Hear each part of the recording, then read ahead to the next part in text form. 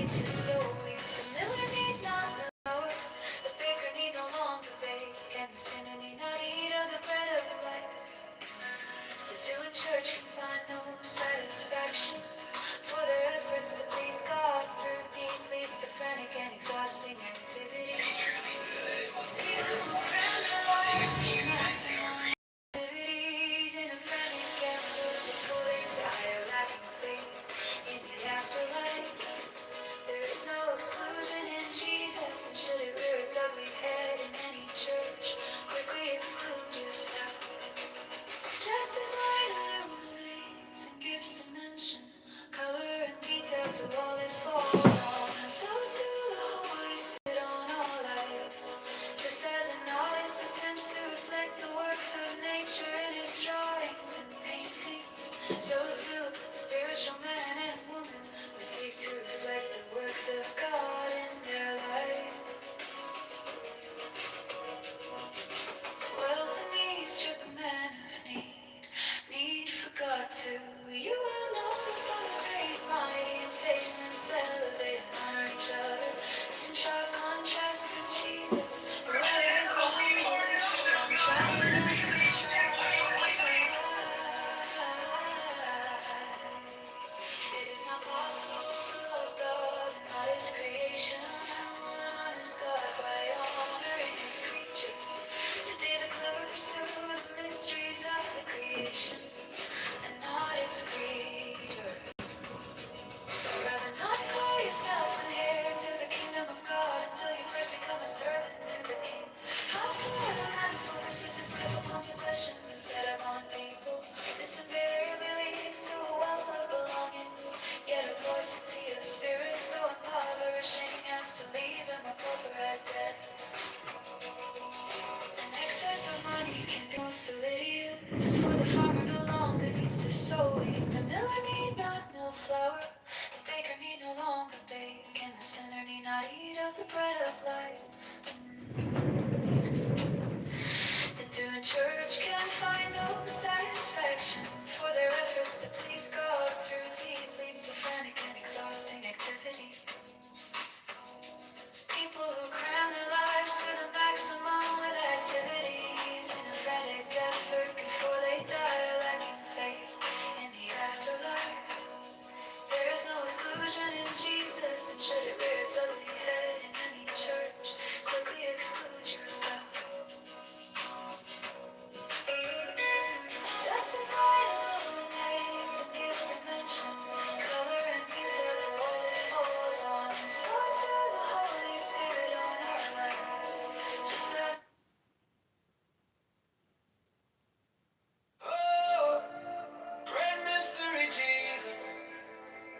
You live and died and live forevermore. Bring me into union with you, that I too may live in you, and die in you, and live again in you.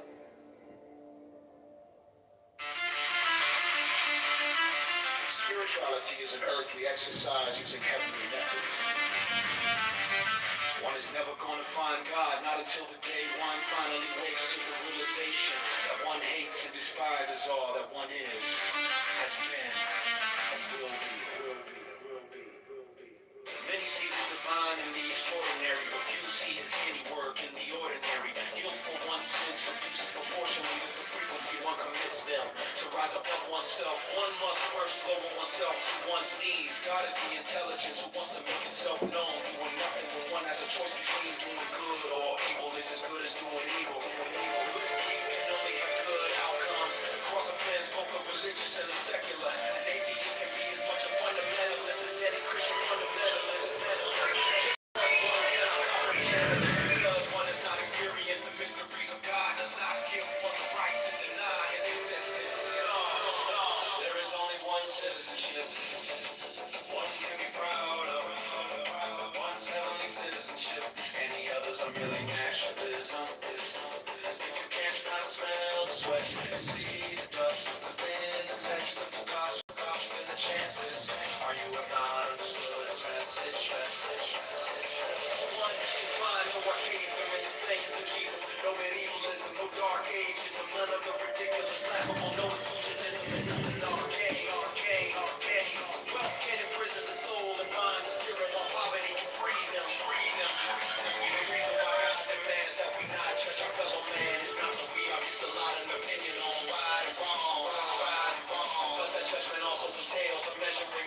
punishment. And we know retribution is God's prerogative alone. Oh, great mystery, Jesus. You lived and died and lived forevermore. Bring me into union with you, that I too may live in you, and die in you, and live again in you.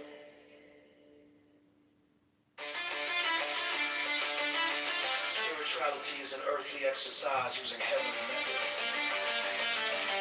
One is never going to find God, not until the day one finally awakes to the realization that one hates and despises all that one is, has been, and will be, will be, will be, will be. Many see the divine in the extraordinary, but few see his handiwork in the ordinary. Guilt for one's sins reduces proportionally to the frequency one commits them. To rise above oneself, one must first lower oneself to one's knees. God is the intelligence who wants to make itself known. Doing nothing when one has a choice between doing good or evil is as good as doing evil. Doing evil. Good deeds can only have good outcomes. Across the fans, both the religious and the secular. And envious can be as much a fundamentalist as any Christian fundamentalist. Just because one cannot comprehend, or just because one has not experienced the mysteries of God, does not give one the right to deny his existence. There is only one citizenship. One can be proud of. One heavenly citizenship. Any others are merely nationalism. If you cannot smell the sweat and see the dust within the text of the gospel, then the chances are you have not understood its message. When you find no archaism in the sayings of Jesus, no medievalism, no dark ageism, none of the ridiculous, laughable, no exclusionism, and nothing arcane. Love can imprison the soul and bind the spirit, while poverty can free them. The reason why God demands that we not judge our fellow man is not that we are disallowed an opinion on right and wrong, but that judgment also entails the measuring out of punishment, and we know retribution is God's prerogative alone.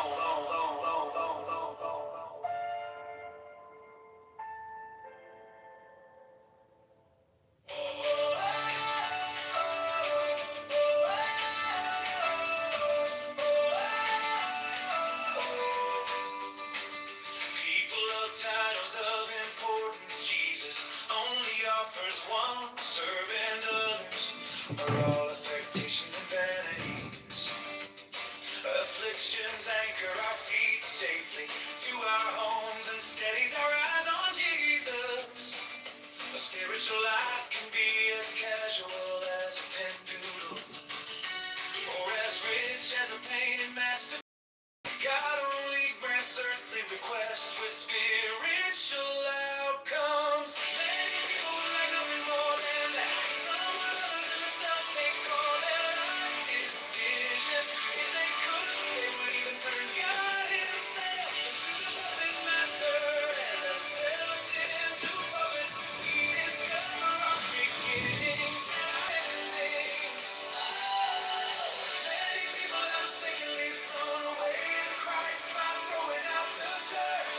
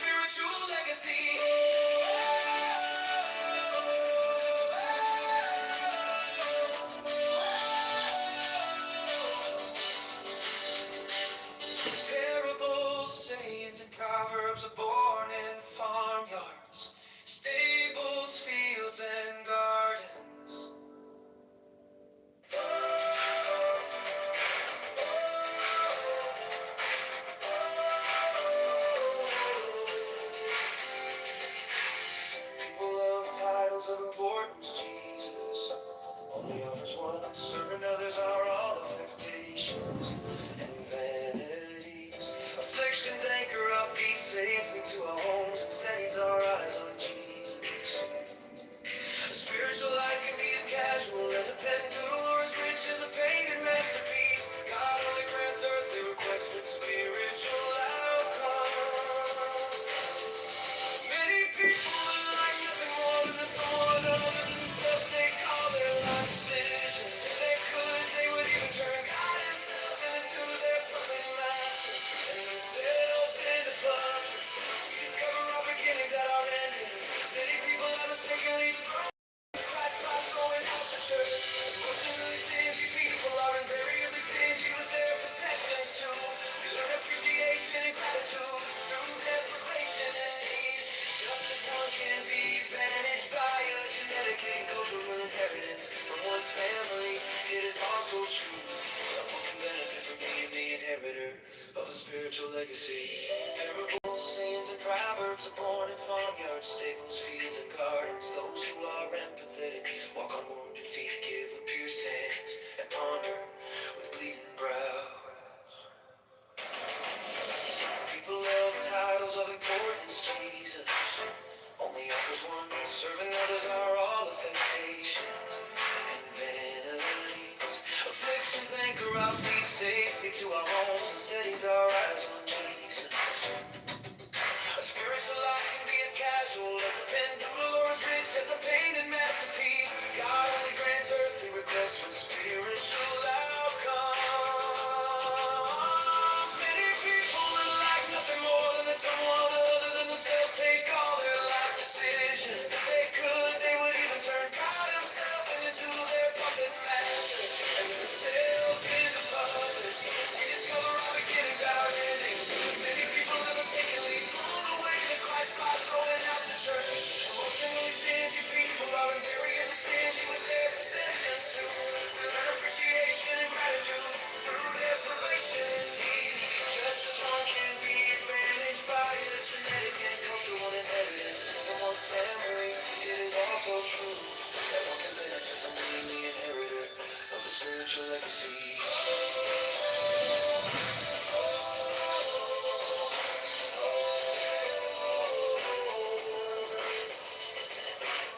Parables, sayings, and proverbs are born in farmyards, stables, fields, and gardens. Those who are empathetic walk on wounded feet, give with pierced hands, and ponder with bleeding brows.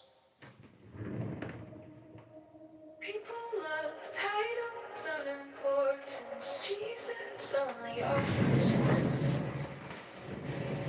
Serving others are all affectations and vanities. Afflictions anchor our feet safely to our homes and steadies our eyes on Jesus. A spiritual life can be as casual as a pen doodle or as rich as a painted masterpiece. God only grants earthly requests with spiritual outcomes. Many people have nothing more than someone other than themselves take all their life decisions. If they could, they would even turn God Himself into their puppet master and themselves into puppets.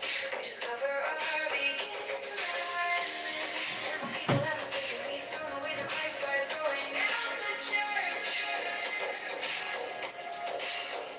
Emotionally stingy people are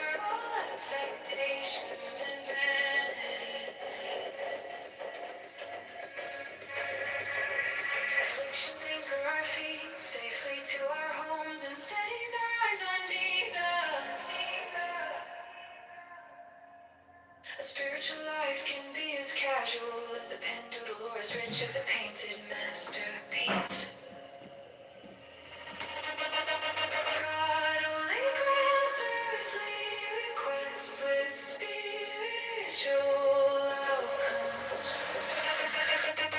Many people would like nothing more than that someone other than themselves take all their life decisions. If they could, they would even turn God himself into their puppet master and themselves into puppets. We discover our begins and our ends. Many people have mistakenly thrown away the Christ by throwing out the two.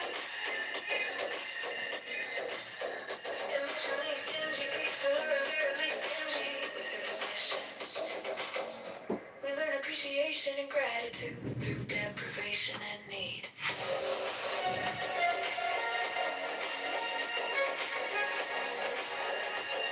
Just as one can be finished by.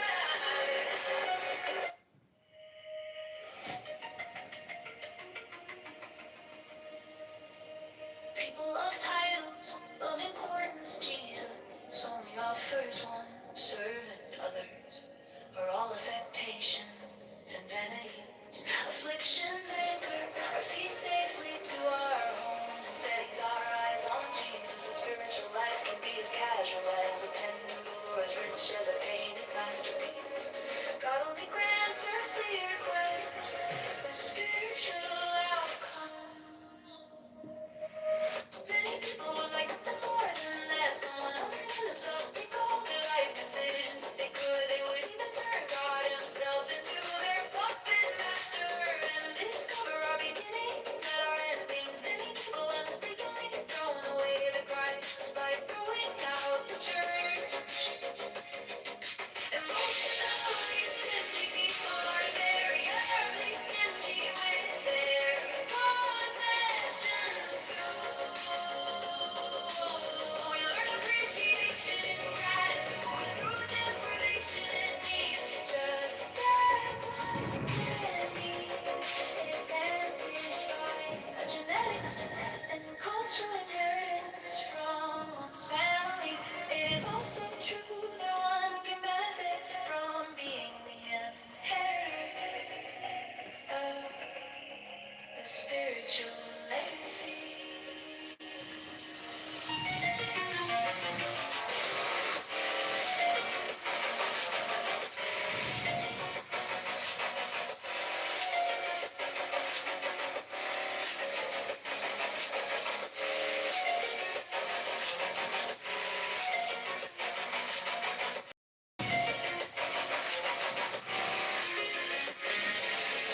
Parables, sayings, and proverbs of learned farmyards, stables, fields, and gardens. Those who are empathetic walk on wounded feet, give with pierced hands and ponder with bleeding grounds. Parables, sayings, and proverbs of learned farmyards, stables, fields, and gardens. Those who are empathetic walk on wounded feet, give with pierced hands and ponder with bleeding grounds.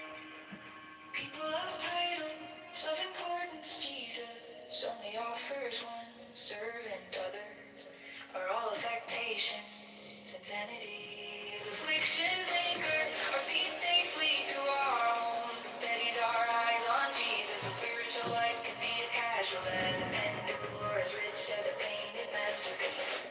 God only grants earthly requests with spiritual outcomes. Many people would like nothing more than that someone other than themselves take all their life decisions. They could, they would even turn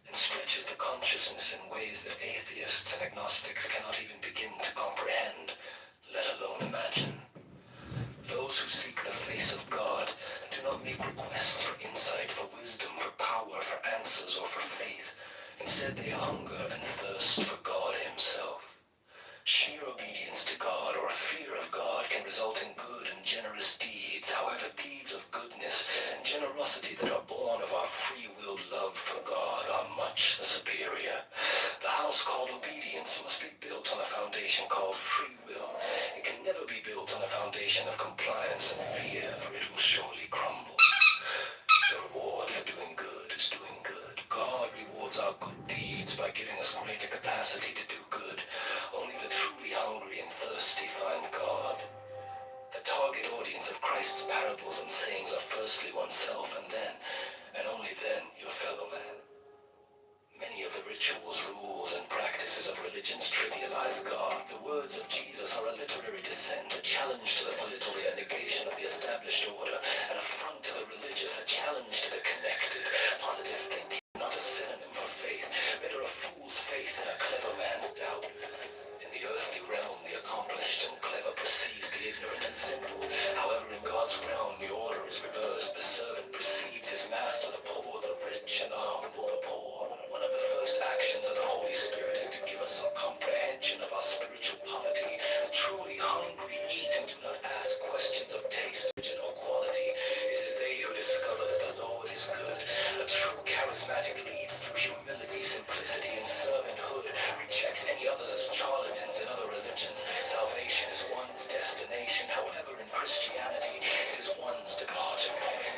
Disquiet in one's soul is indicative of a spiritual dilemma. Without disquiet, no man would ever bother to find God. The belief in God and a personal Savior exercises the mind and stretches the consciousness in ways that atheists and agnostics cannot even begin to comprehend, let alone imagine. Those who seek the face of God do not make requests for insight, for wisdom, for power, for answers, or for faith. Instead, they hunger and thirst for God himself. Sheer obedience to God or a fear of God can result in good and generous deeds. However, deeds of goodness and generosity that are born of our free-willed love for God are much superior. The house called obedience must be built on a foundation called free will. It can never be built on a foundation of compliance and fear, for it will surely crumble. The reward for doing good is doing good. God rewards our good deeds by giving us greater capacity to do good. Only the truly hungry and thirsty find God. The target audience of Christ's parables and sayings are firstly oneself, and then, and only then, your fellow man. Many of the rituals, rules, and practices of religions trivialize God. The words of Jesus are a literary dissent, a challenge to the political, a negation of the established order, an affront to the religious, a challenge to the connected. Positive thinking is not a synonym for faith. Better a fool's faith than a clever man's doubt. In the earthly realm, the accomplished and clever precede the ignorantly simple. However, in God's realm, the order is reversed. The servant precedes his master, the poor, the rich, and the humble, the poor. One of the first actions of the Holy Spirit is to give us some comprehension of our spiritual poverty. The truly hungry eat and do not ask questions of taste, origin, or quality. It is they who discover that the Lord is good. A true charismatic leads through humility, simplicity, and servanthood. Reject any others as charlatans. In other religions, salvation is one's destination. However, in Christianity, it is one's departure point. Disquiet in one's soul is indicative of a spiritual dilemma. Without disquiet, no man would ever bother to find God.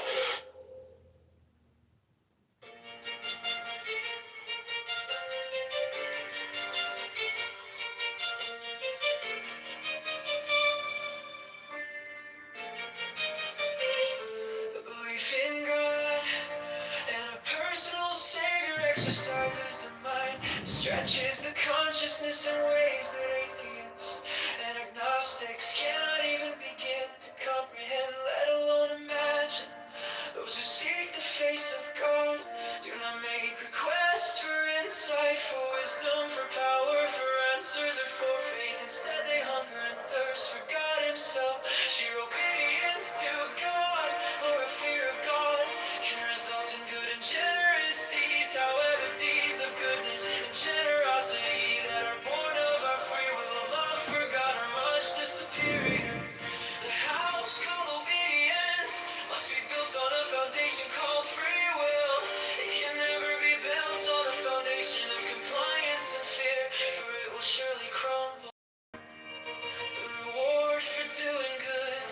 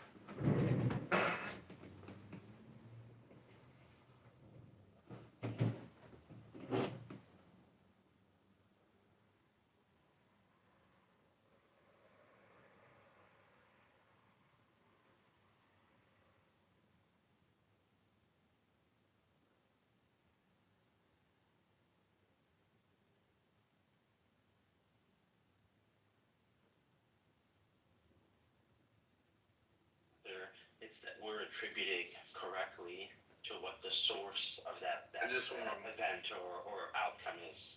I just want to mention real quick, just so Muslim, because Muslim, when it comes to room, usually won't say hi to nobody unless you're Muslim on the stage. Spike is a Muslim, so you can say hi to him. Assalamu alaikum, Muslim, brother. That's a separate conversation, and I'm happy to have that conversation. So we want to talk about, like, okay, why does a macromolecule fall into a lower energy state and then form a more complex? Well, I wasn't done yet. And then form a more complex. I know you've repeated this a few times. Let me just answer that question, though. Yeah, it's like me doesn't require us to insert intelligence as part of the explanation. Okay, I'll explain why. If I observe the process of a cake being baked, right, and then I call it natural selection of cake, right, when certain materials are put together in an oven and the heat is set to a certain temperature, the result is a delicious cake, right? Let's say Smiler's favorite cheesecake or something, right? We had it all for Thanksgiving. So this, for me to just call that process something, doesn't actually account for how it's taking place. It's just me describing that process. So that's what I mean, is it's not us anthropomorphizing that process. It's us recognizing that there had to be someone with the ability and the knowledge to combine, to know how to combine, and then actually choose to combine those things to form that cake. While I observed it from the outside, all I saw was something went into the oven. I dissected the materials and I said, oh, this is what must happen naturally when these materials come together. So that's where we're going to disagree on the way you're trying to interpret what's actually happening in reality. I think you just gave yourself a real foot gun there, because you certainly wouldn't identify that as being natural selection. You would talk about these in terms of Maillard reaction and other, chemical processes that are undergoing. So if that is analogous, then I would agree, because what you're doing is you're calling something natural selection that has absolutely nothing to do with natural selection. Yeah, I could call it natural selection. The point is, if I observe stuff getting put in an oven and they come out in different forms, a cookie, a muffin, a cake, and then I say, well, under these temperatures and under these conditions with this material, you get these outputs, right? So I can describe that process. That's all we're doing when you describe natural selection. Describing a process, you're not acknowledging the source of that process. And you believe... And these processes, I'll finish on this point, T. These processes, that's why people give the computer example like Smiler did, or the, watching the sand example. These processes are so complex that the mere idea that they occur in this type of consistency doesn't account, there's nothing to account for that in reality outside of there being something that's causing them to occur. I know what that means, right? So, of course, do you have a question? I can explain what I mean. When we steak a cake, I wasn't done yet. When we steak a cake, that you didn't know what that meant. You want me to clarify for you what I meant? Brown and delicious, right? We observed that. Yeah, okay, we haven't described the process by which it becomes golden brown. I've already addressed this. I said we can ask the question why. I said we can dive deeper. We can talk about this in terms of a Maillard reaction and other chemical processes that are undergoing, breaking down of polymer chains, all that type of stuff, right? We can keep asking the question why, and that's no problem. And think that Christ has shed all his blood for him. And not only forgive.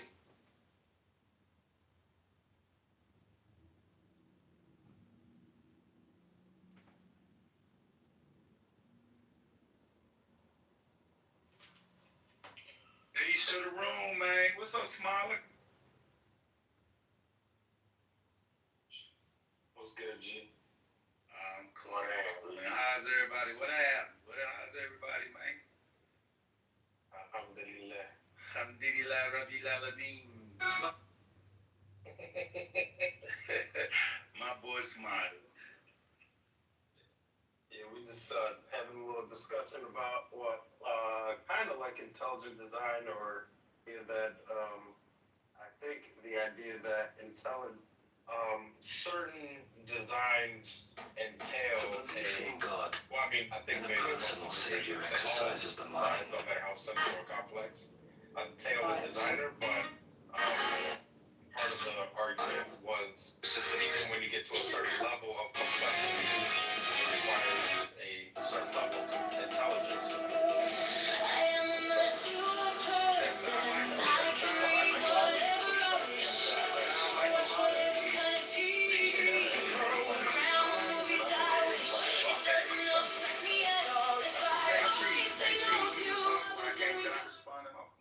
Smiler? Okay, you're just gonna say you agree with him, right?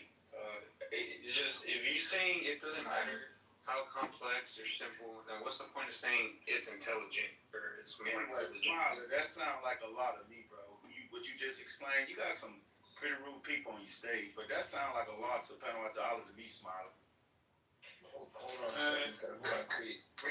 T and Muslim were kind of having a back. T and Muslim were kind of having a back. Yeah, it's okay, John. I just wanted to pause for the call to speak to Smiler. No worries, no worries. Goddamn. Yeah, it's all good. Yeah, y'all go ahead. That's all I agree. My bad. So I think this is the same way you look at. you think I can't say Assalamu alaikum to the brother? Anyway, so But I got to smile and try to make fitna, you know. But I'm not physically saying I Assalamu think- alaikum to your brother. What's wrong with you? no. So anyways, and this point, it's the same way as Spike is back and to Smiler. It's the same way that whenever you see a sentence on a page, right? When you see the letters constructed, whether it's a simple sentence that a first grader can put together, or it's a complex paragraph that a PhD student puts together, no person looks at that and thinks, oh, these letters self-assembled, right? Right. But the idea that letters can come onto a paper or to be put together in an organized way that has meaning, that is something that requires intelligence, whether it's simple sentences or complex sentences. And similarly, what's even more complex than that is the DNA, the molecules, the chemistry, the physics that come together to produce non-living and living beings, right? So we shouldn't just reduce it to, oh, living beings are complex, therefore God. No, even if you look at the universe without looking at living beings, it is such a intricate and well-organized system that you can't look at it and just say, oh no, this is just what happens when stuff bounces around, you know, without any direction or purpose or intelligence or information or structure to them. No, it's a very, very complex and structured system down to a high level of decimal points. And that's why the fine-tuning problem is understood. There's a lot about this in scientific literature. The question is, do you want to resolve it all to, hey, this is just what happens, this just is the way it is? Or do you want to understand why it is that way and understand that there's a source behind it all? Muslim, would you agree that it's a 50-50 whether the God exists, or whether there's a designer or not a designer? Not at all. I think there are other logical arguments that aren't design argument, they're subjective arguments. But in the design case, I don't think I would walk away with 50-50. I think there's too much evidence for the complexity of reality for someone to just say, well, I don't know, it could go either way. Okay. T, do you feel it's a 50-50 in either direction? Sorry, what was the specific question? In the question of intelligent design, do you think it's 50-50 likelihood or possibility in any other direction? Yes. No, I think it has to be very specific case. Like, computer's going to be more likely than a tree, right? But in the case of intelligent design for the universe, would you say the probability of there being an intelligent designer versus there not being an intelligent designer is 50-50? No, that would be assigning knowledge that I simply am not capable of having, as far as I know. I think there's one other question to ask, which Smiler, I think, would want to ask as well, which is, why would someone who believes reality is just the interaction of molecules and atoms and subatomic particles would produce then a being that's capable of design? That to me is not being accounted for in this paradigm, which is acknowledging, which T seems like he's acknowledging, yes, you know, humans require this process, this intelligence. So how are they arising and then going outside of maybe their existing structures to produce something that otherwise wouldn't have been produced? Maybe how is that being accounted for in the atheistic worldview?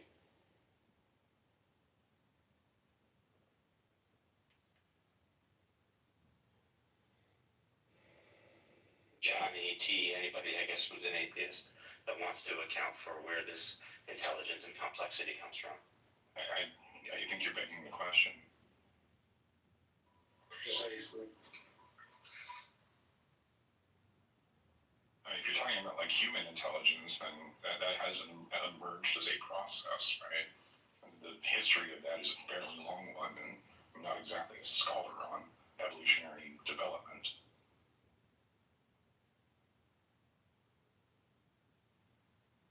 Muslim, if you lost your faith in specific Islam, would that make you revisit the question of intelligent design?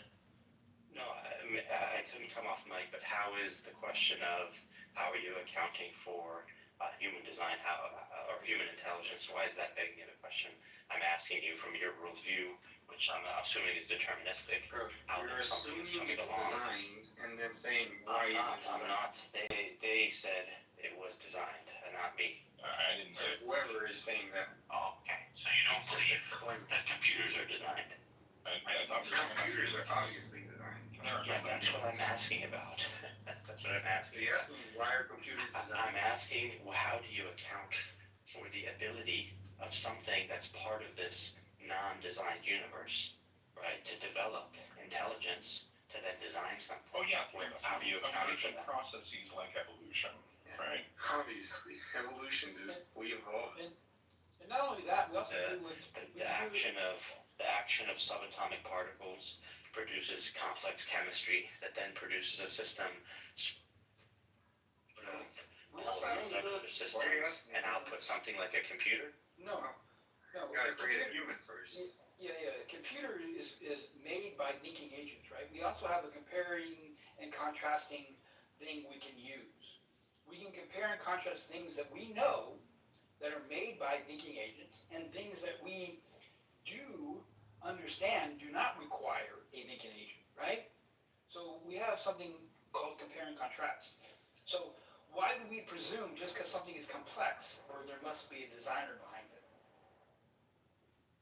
Yeah, so I'm trying to ask a different question. I'm saying that in Well, this I'm answering universe your that question, you right? assume is That's- deterministic, That's part of the if you answer. take the universe to be deterministic, That's part of the how is answer, there right? something That's- that's coming into existence that is breaking out of that pattern? That's part of the answer, right? We understand the evolutionary process and how intelligence emerges from that, right?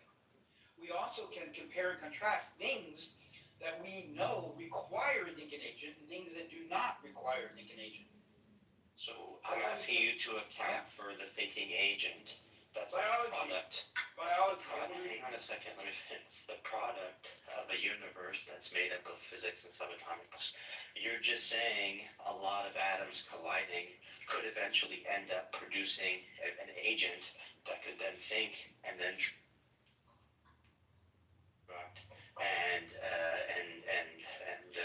and go against those patterns. No, I said That's not evolution. something that's accounted for. No, I said evolution. Evolution is not accounting for that. Evolution is just saying this is something that happened over a long period. No. That's not what I'm saying when I say evolution, right? You misunderstand the whole point of evolution. Evolution is a process by which accumulative changes are inherited from one generation to the next, and pressures are applied to those changes over successive generations, leading to adaptive systems. Does that, in the case of biology, does that go outside of biology too? Well, I mean, you said in the case of biology, Biology is a product of evolution.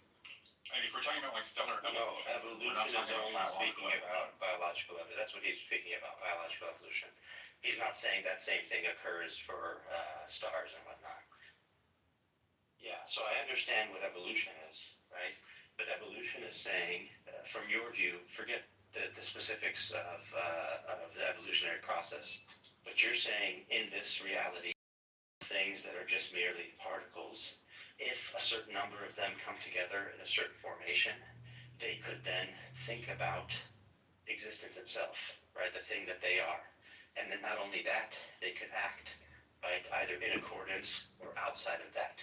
Whereas a tree, for example, a tree doesn't spend any time thinking about being a tree, and then one of the leaves deciding, hey, I don't want to be a leaf today, right? But clearly thinking agents could do far more than that against the systems that created them, according to you, or the systems that brought them into existence, or they can produce new things that are far outside of the scope of those things. That's why you call it designed, because you don't think with enough time in the universe that a computer would pop up in the desert, right? You do think that it requires a thinking agent.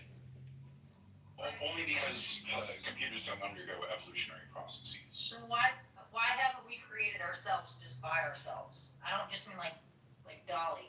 I mean, We why have, haven't we? his name's Harvest. No, we have not. Yeah, Harvest. Yeah, his name's Harvest. Oh, Yeah. God. No.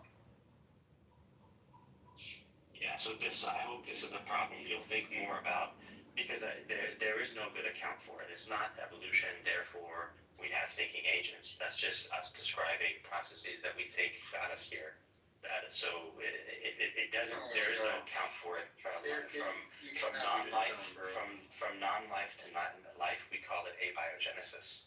But we don't understand, right, why things would start becoming living or conscious. And we don't have this understanding yet, and that's why people are exploring other explanations besides. I'm sorry, Sam. I'm almost done, Sam. What I'm saying is that people are realizing that the reductionist view that all things are merely material and that physics is all that there is in reality at the core of everything.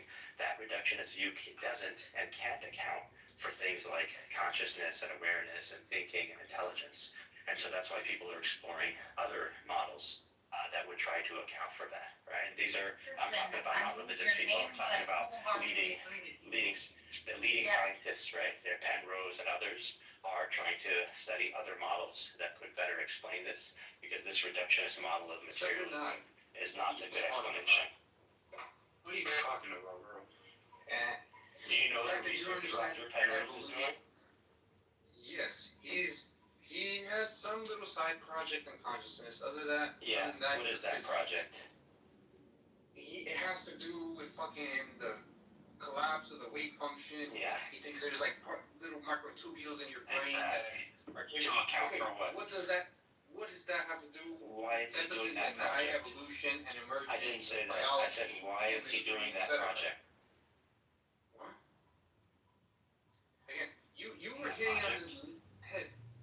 He's asking you what is the purpose of that project? Because we don't fully understand consciousness. Like nobody said the study of consciousness is complete.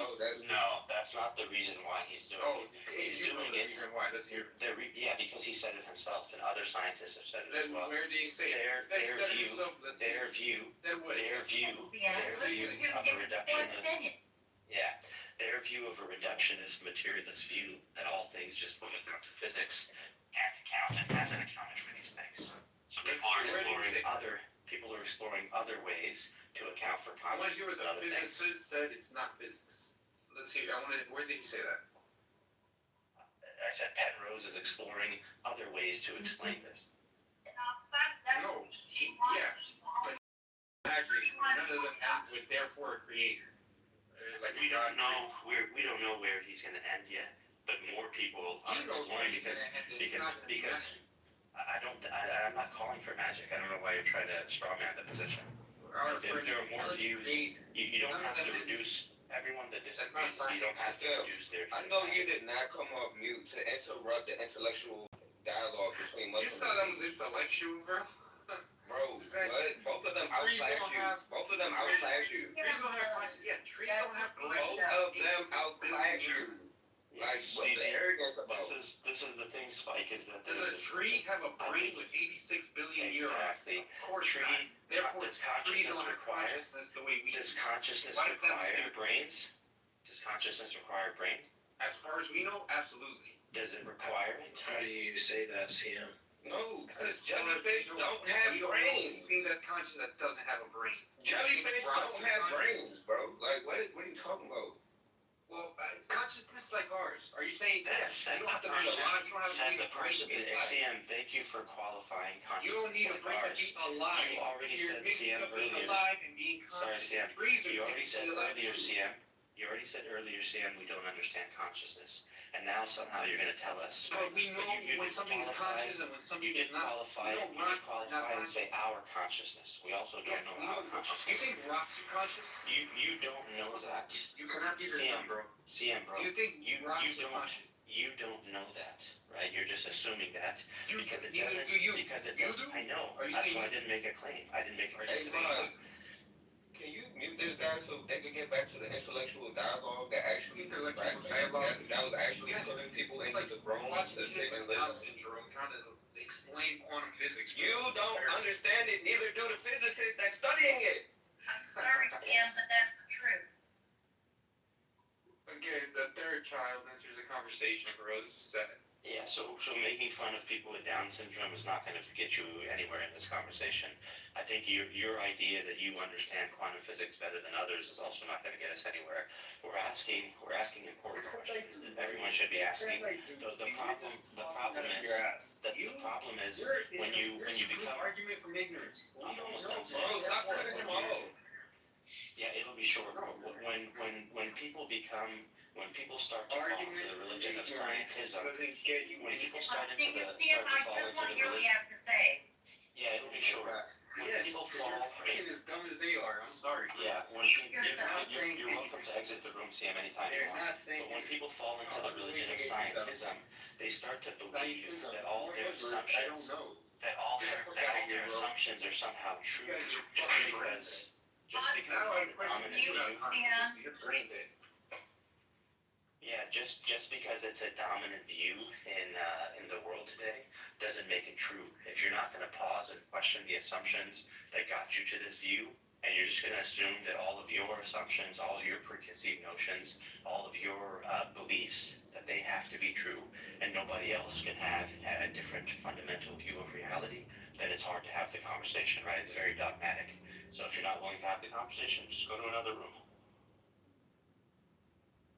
He left, thank God. Yeah, but this is, I think he was having a bad I was day. going to share this with you, Spike, and with Smiler.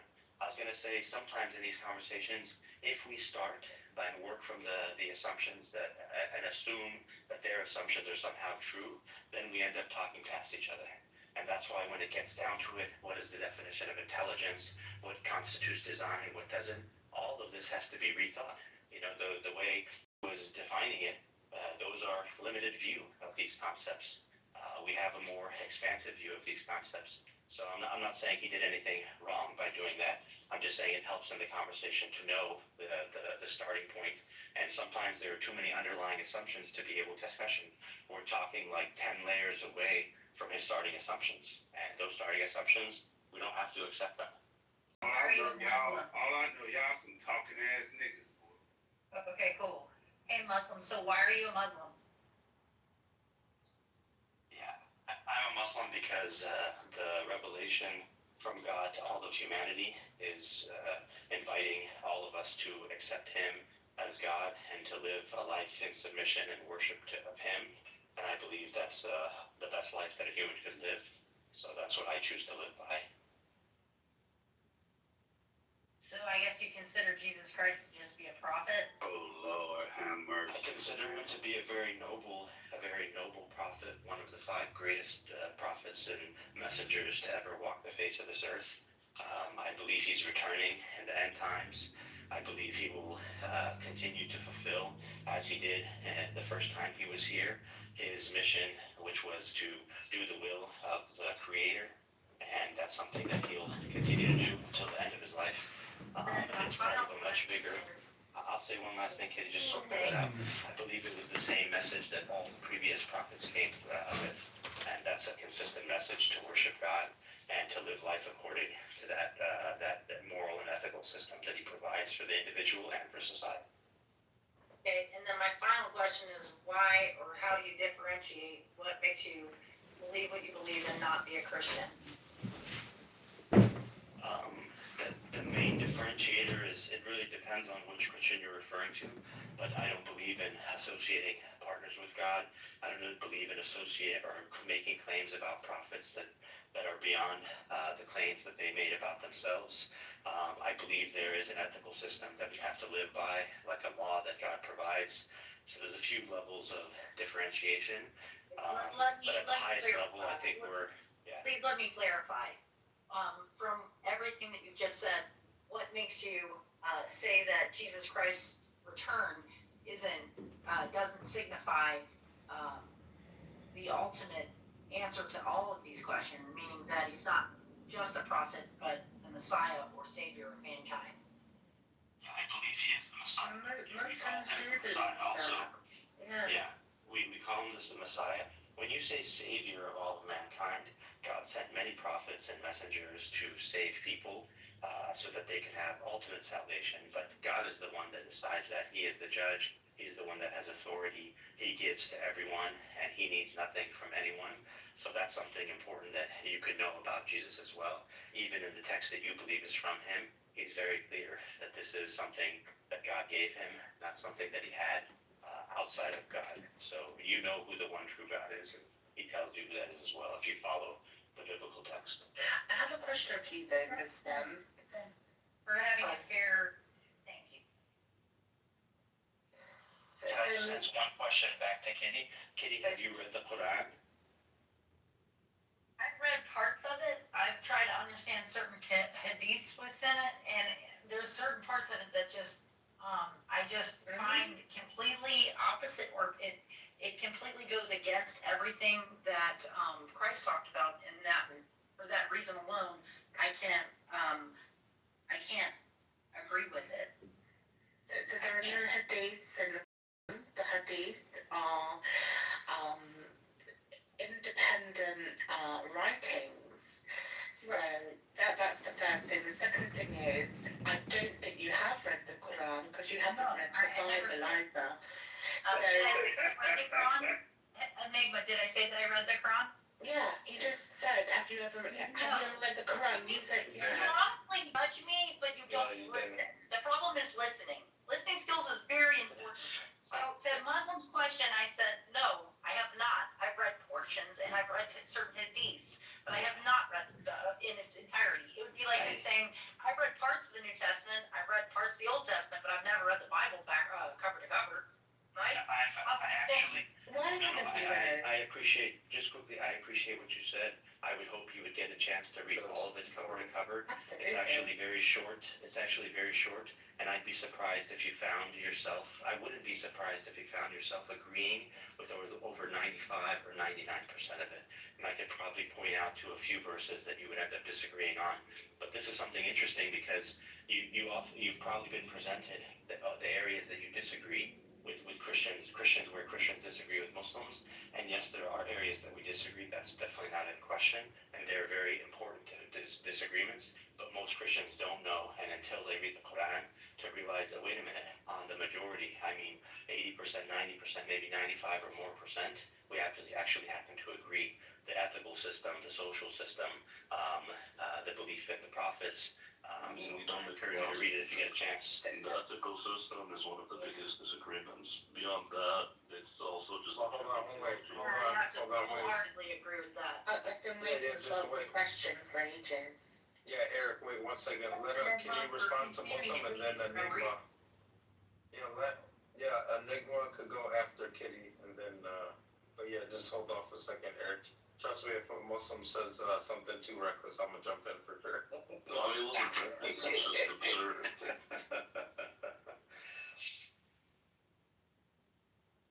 Go ahead, Kitty. Oh, okay. I honestly think that I included what I wanted to ask Muslim, and I'm going to take his request seriously.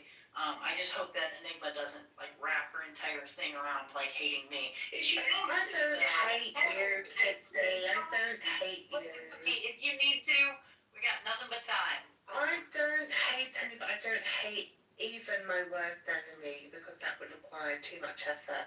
But I have a question for Kitty and I have a question for Muslim.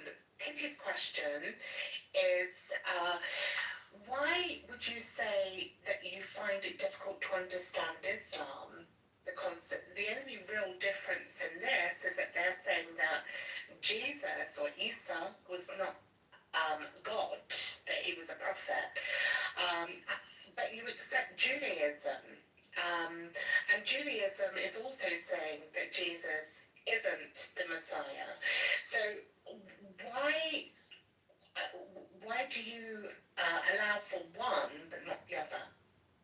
Hey, that's a fair question. I would say that when I dig into what I call the New Testament, and I listen to what was said by Jesus in, for an example, Matthew 5:17, and said, I didn't come to abolish the Levitical law, but I came to fulfill it.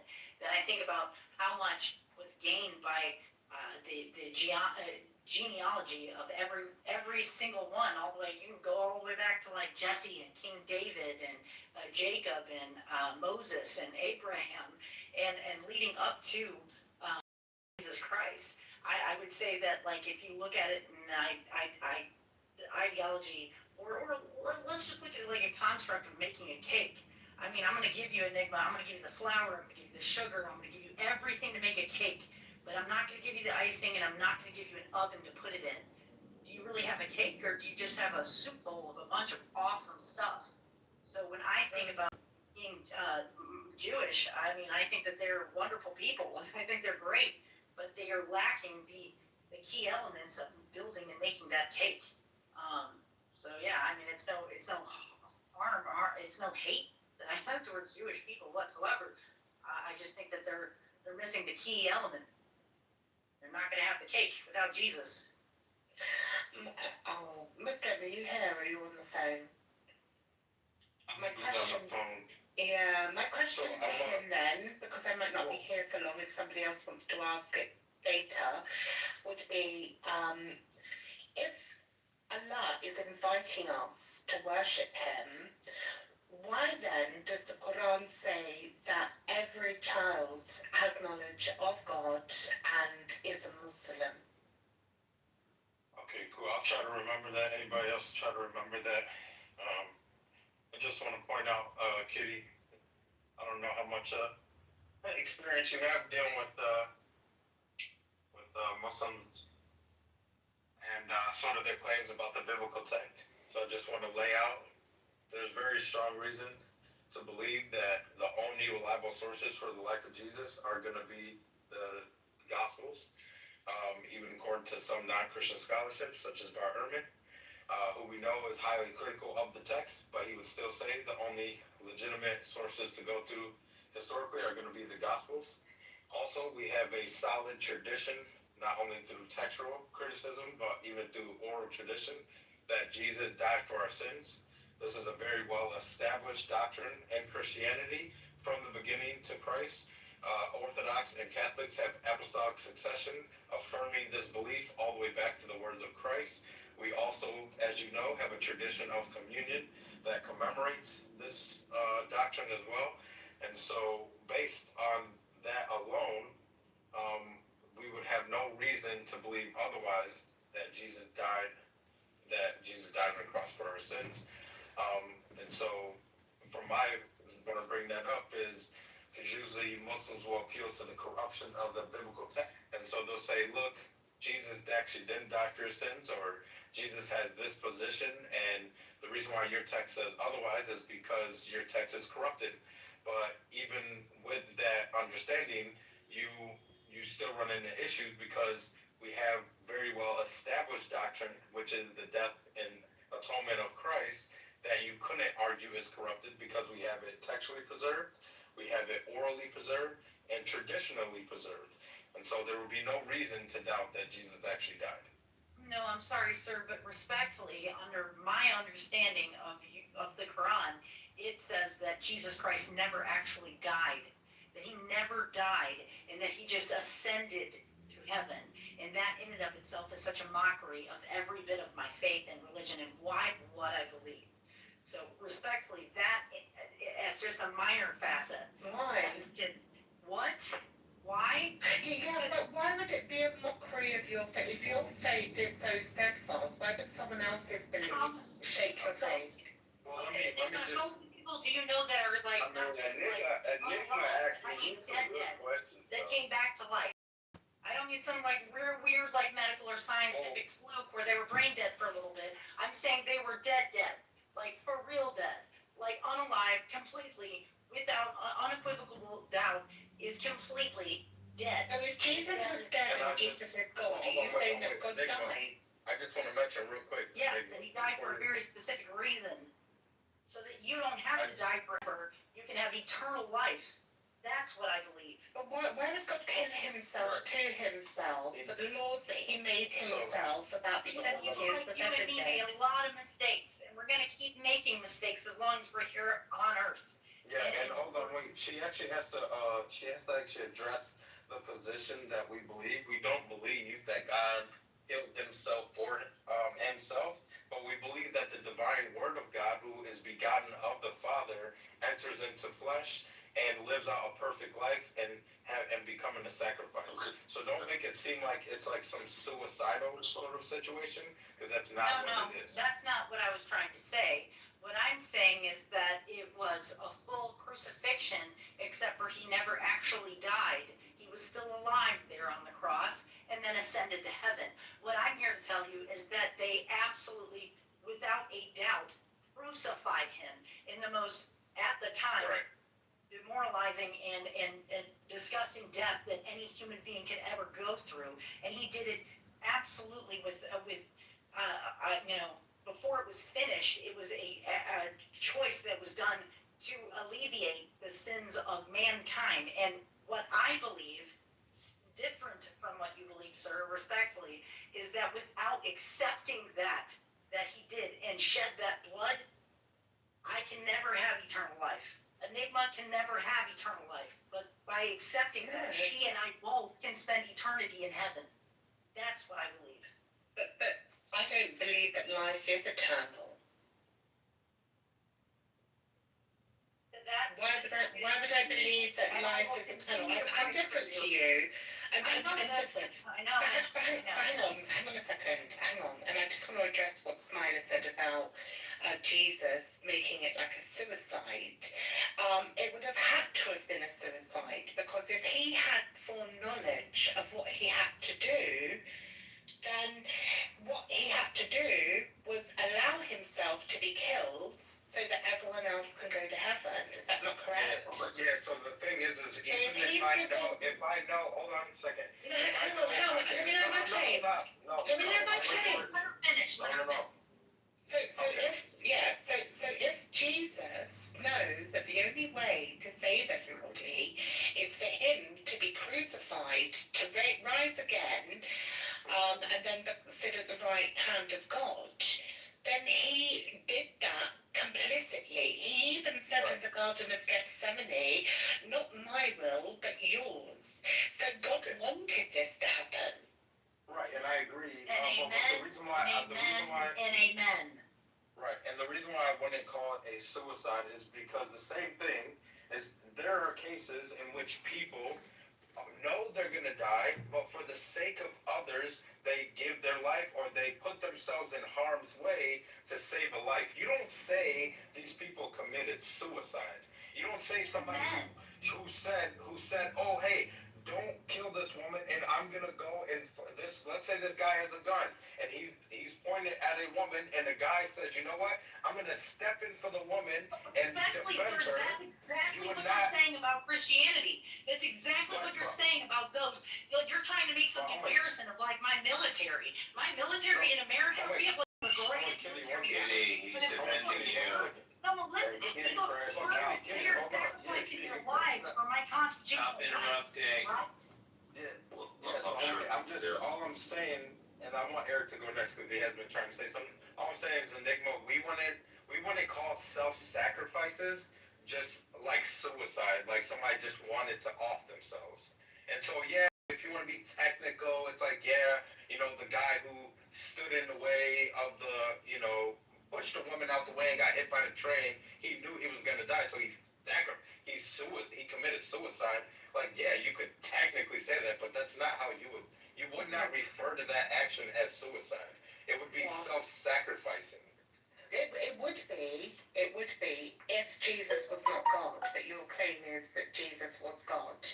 And this is where, if God died and he made those rules up for himself, then it was suicide. Well, he made the rules up that we would never sin, knowing that we would. And then hang on, Kitty, let Eric speak now. Okay, sorry. Well, actually, I mean, in a weird way, The problem is you guys either need to go into a high and thorough explanation of Christology and original sin, which I don't think we're gonna do. They should do, Eric.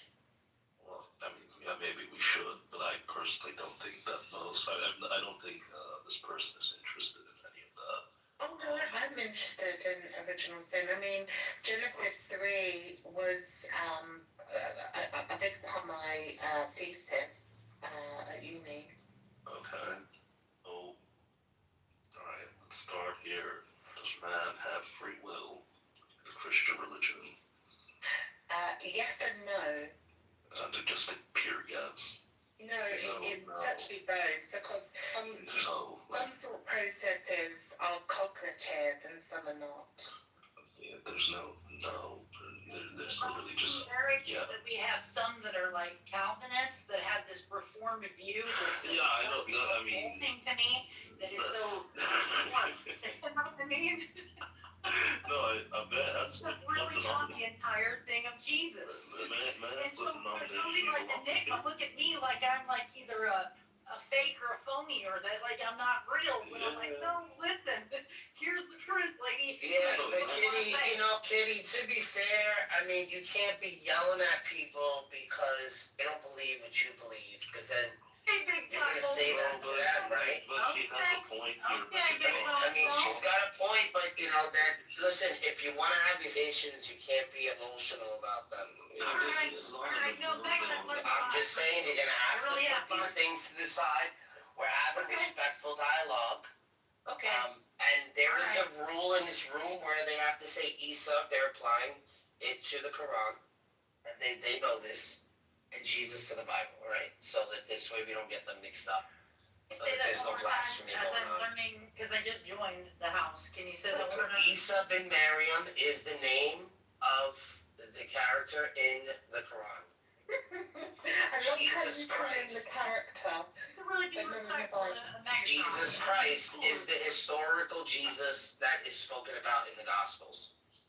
You need to be on Clubhouse more. Okay, Big Papa? That's all I'm going to say about that. Can I respond to Eric's claim of that we have? No, JCC. No, you can't. I mean, what's funny, there's nothing to respond to because I'm giving an internal critique. So, I mean, you can say, oh, I don't believe you. Yeah, you can say, oh, I don't believe you, but we're speaking from the Christian paradigm. So, yeah. Even from the Christian Objects are paradigm. Real doesn't have a room you can't go to. All right, I'm sure he's waiting for you to hang out. Even more easy. And you have way better conversations with Let's make this easy, JCC. In the Catholic Church, the Eastern Orthodox Church, the Apostolic Church, the Nestorian Church. JCC is Catholic. Okay, that's even better. All right, the Presbyterians. I am not Catholic. He's Catholic. He was raised Catholic. Okay? He was raised Catholic. Just answer the question. It's just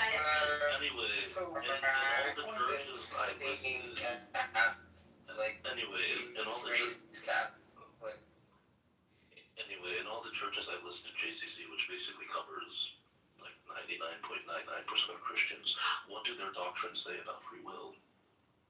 That God gave it to him. Perfect, so we have free will then, yeah. No. Oh, no. Because even with that, they cannot avoid. Hello. Why can't I speak? So, even with that, right? They cannot avoid the antecedents that lead up to them making these choices, right? So, even though they say it was given to them, if they're honest with this dialect, right? They can say we have the ability to choose, but you do not have the ability to avoid all the antecedents leading up to that moment in time you make a choice. We have the ability to make choice, but we don't have quote unquote true free will. Yeah, thank you for giving a lovely and frankly irrelevant definition to free will. Yeah, we choose. Okay, I have a question for Eric. Do you have the choice just to stop breathing? And I'm not saying hang yourself or choke yourself or asphyxiate yourself, but just to literally stop breathing. That's not a good question to ask. No, the reason why I'm asking that, JCC, is because a lot of our cognition is done. We're doing an internal critique. So frankly, okay, well, if it's internal critique, then that's fair enough. I mean, you know. neuroscience of that later, but Neuroscience, man, y'all keep interrupting Enigma. Enigma, you boss. I'm gonna get out of here. You killing these motherfuckers. That's right, Concrete. You tell me. Oh my god. Enigma was literally describing the basics of neuroscience and psychology. Holy shit. I'm actually amazed by people's ability on Clubhouse to get angry about things they don't understand. Oh, I don't get angry. I just get even. So T, you said emergence before. I was painting. I couldn't answer you, but my ears perked up there. What kind of emergence were you? I was talking about the emergence of adaptive systems when things like genetic changes get inherited through successive generations, and suction pressures are exerted upon them by the environment. And you know the environmental conditions? I didn't say anything about knowing any environmental conditions. I'm just saying that the result is adaptive systems. Yeah, adaptive systems could be well then that's weak emergence, right? Yeah, that's weak emergence. Okay, good, that's all I wanted. But we're not gonna just presuppose, right, the mind and the senses to say that consciousness is going to be this strong emergence, because then you're presupposing a lot there. Yeah, you're presupposing a mind. That it's weak emergence, like via the oh gosh, what's it called? I'm sorry, I'm brain farting really bad. The attention scheme, for example, would be an example of how a consciousness emerges weakly. Yes. So weak emergence could be easily described as ice melting on a counter to room temperature, and it pouring on the floor and wetting your sock, and you come into the kitchen. And then you're realizing, oh shit, I put some ice from the ice tray and one fell out. Because nothing's leaking. I remember that. See that? We can tell it's going back to its, or even the gases, we could say, right? Or steam. But, yes, that's weak emergence. But strong emergence is going to have its own ontology. It's not going to look like anything it came from. It's going to be independent. That's why we don't understand consciousness. But this is always an interesting conversation. I'm not really involved. I don't like the intelligent design conversation with the existence of God. I think it's very weak. There's too many holes in it. You're going to have to appeal to a lot of physical things and then make the shift to metaphysical. And I think the only way we do that is with this strong and weak emergence. But, that's going to have to be like something specific, like consciousness. But I thought you had some good comebacks on there. That was good.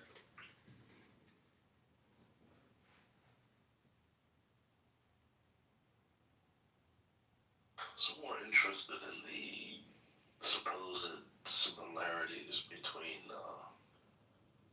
Islam and Christianity, especially ethically. And that for me was a very wild. Yeah, the ethics don't match up, but I think Kitty was being a little emotional. Megatron, are you Jewish? Depends on the day of the week. If it's Saturday, yeah. Was I being emotional? How was I being emotional? Because you were like, it's not fair that you don't think that he rose from the dead. His name is Isa. It's not Jesus. Don't get upset. Okay, fine, Megatron. Then I apologize if I was being a little emotional. I want to talk more like I'm from New York. Like, I want to have more your accent. You know what I mean? Yeah, just hang out with me more. Megatron, can I ask you a question? That's yeah, a lot sure, of Jay. hanging What's out. up? What's Isa You want to know my favorite thing between, like, anything that I've listened to recently? Was you and Was Daniel? Isa crucified? Oh, that's a good question. Listen, Daniel was like trying to defend himself as to why you two control on different levels, and like you got a little emotional, did you not? You got a little emotional. I do. All right. Oh look, emotional Jesus just put him in the Matrix. Can you hear me? I can't hear you. We can hear you. Okay, but I couldn't hear Megatron. That was. No, it's, yeah, you went into the Matrix, you know. Went into the Matrix, Megatron. Where are you from, Kitty? I can do an accent of just about anybody. But where am I from? Originally Chicago, and then raised in the South. Well, So what I part of can Chicago? what? A South Side. Yeah, which part of Chicago. I'm in Chicago right now. 5250 South Cicero Street. Oh, wait. I'm from 53rd and Woodlawn. Are you from Chicago, Eric? Yeah. You're not still out here, are you? I am right now, but not. Alright, so I want to answer Jay's question. We can do this in the back channel. Take the personal stuff to the back channel. Thank you guys. So Jay, depending on how. Megatron. I love you, Kitty. Okay, I love you, Kitty. Alright, so depending on how you say the story in the Quran, depending on the translation also, I'm gonna say that, yeah, it could definitely look like he was crucified, with the way it's said, but depending on the narratives that you're giving, so I really think it depends on who's reading it. I'm sorry, one more time. You said that he was crucified. I'm saying that there are different ways you can understand the way it's written in the Quran. I understand if I asked you for the opinions, I just asked you, was he crucified? Yes or no? That's what I'm saying. Like, I'm saying I can read it in one way to make it look like he wasn't, but then I can read it in a different way to make it look like he was. Can you show me anywhere? Because you know your scholars all say that he wasn't, right? I'm not a Muslim. So you're Jewish? No, I'm a Catholic. Interesting. Ismaili Shias actually do believe he was crucified.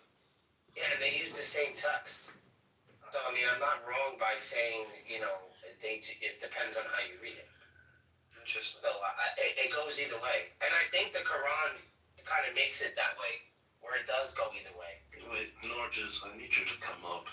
So I don't know if I answered your question, but I'm trying my best to answer. I hear what you're saying. Honest. It's like debated, I get it. Norges, can you come up? I need to ask you something. Yeah, they're neither denying or confirming.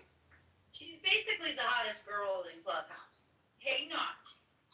I'm gonna try to use my New York accent the entire time that I talk now. It's So not that don't sound so emotional. Kitty, is that a real tattoo that you got on your arm there? That's my Imam, PJ. Listen up. Somebody needs guidance on stage. Imam Nugget. No, it's not I'll tell you in a minute, JCC. It's Greek. Did you I put just it need to know yeah. Let me think. is it good? Do you have the tattoo for real? Yes? Well, I'm getting it this week. Oh, cool. Yeah, I know. But that's the plan. It's got the mustard seeds, it's got the lilies of the field, and then in Greek, it's I can't think of how to say it. Oh my goodness, now I can't think. I've been saying it all week. It means blessed, fortunate. Like it means to be very blessed. Why can't I think of how to say it, JCZ? Oh, How do I say it? Are you Eastern Orthodox? She's a Catholic. She's a Oh, Catholic. she's Catholic. Oh, okay. The M word. Oh, you should make it in Latin.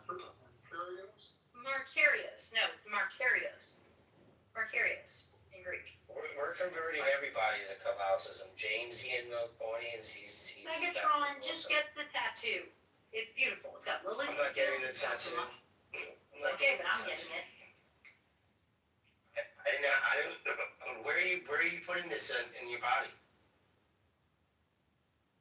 God, what are you, my mother? Now you're gonna get okay. I was gonna put it on my wrist, but apparently I'm not gonna get a tattoo because it will defile my body. Do you have a tattoo? No, I don't have any. I don't have any either. But if I was gonna get one, wanted. So I I asked was gonna Gemini. get a T, or like a cross. Yeah. Well, there's several different But then it's like I haven't gotten it, and I still want to be able to be buried in like a Jewish, cemetery. So probably not getting tattooed. So if you get a tattoo, you can't be buried in a Jewish cemetery? I didn't know that. Okay. Well, I think they have temporary tattoos. it depends on if you're one a practicing rabbinic Jew, because 99.99% of rabbinic Jews aren't practicing, don't care anyway. If you're a Karaite, you can actually have a tattoo. Karaites are probably closer to the theology of the Old Testament than the rabbinics are anyway. So. I figured like I'll just pay for it towards the end of my life. So it looks like I was a rabbi my entire life. And I'll probably have like a small following of 2 people. One of them being my. Sounds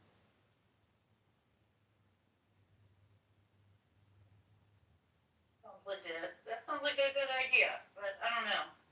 I just think it's really pretty. It includes like the 3 main things that I hear about as far as the lilies of the field in Matthew. It includes like the having faith the size of a mustard seed. And Markarios in Greek means not just to be blessed or loved, but it means to be like biblically blessed. You should have Deus Volt. Poor in spirit. Yeah. You should have Deus Volt as well, Kitty. That Deus Volt, God wills it. Muslim, did you see the Pope that he went to the mosque recently? In the church. Well, he went to a mosque. Yeah, the Hagia Sophia. The blue one. Well, love. It's a church now. People are praying to Jesus in there. I thought Muslims were praying to God. Oh, yeah, I'm sorry. I forgot you guys kind of killed all the Christians there. I think the Pope went over there to put his feet. I think he went to go put his feet on the ground. I think he's I think we're gonna take Constantinople back. This is gonna be one of many visits. Wait, what did you just say? You said you're gonna. Why don't you guys take Jerusalem back? Jerusalem? We don't care about Jerusalem. You already have Constantinople. You care about What do you mean by that? You already have Constantinople. Yeah, they killed all the Christians there. The Pontic Greek genocide, Armenian genocide, Assyrian genocide. But, I mean, that didn't happen. We want to do like a full restoration where we could take the mud off the ceilings and expose the architect, the art that's in the ceilings. That's what we really want to do, and we'll pour like $1 billion into it. We don't care. Who said that they want to take Constantinople? Yeah.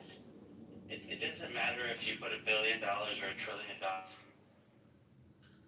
go practice. Like, you can barely get Christians to show up. We'll just buy it. We'll just buy it.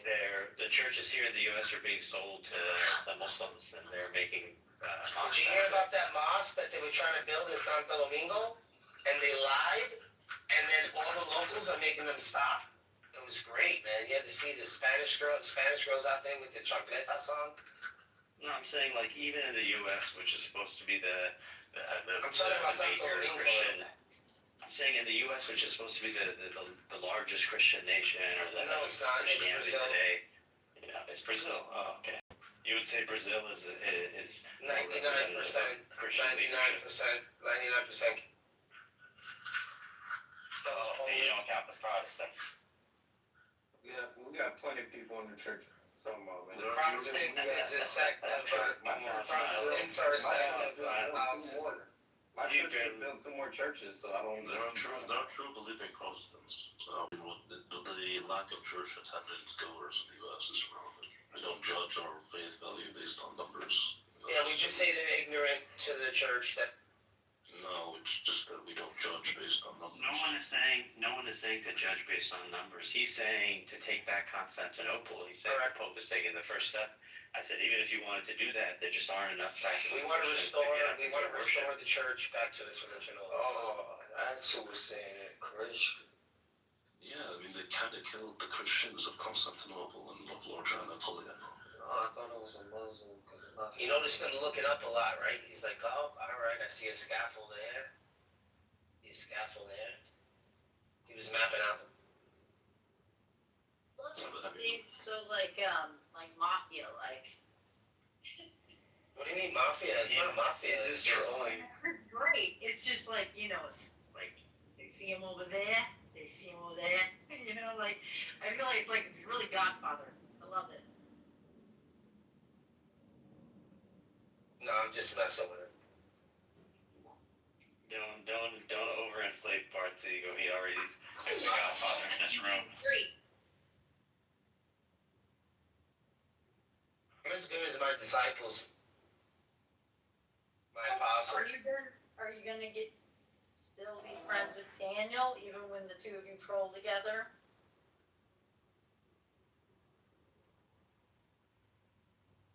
I can't stand Daniel, so I gotta keep him nice and close to me to see what the fuck he's doing all the time. Okay, alright, fine.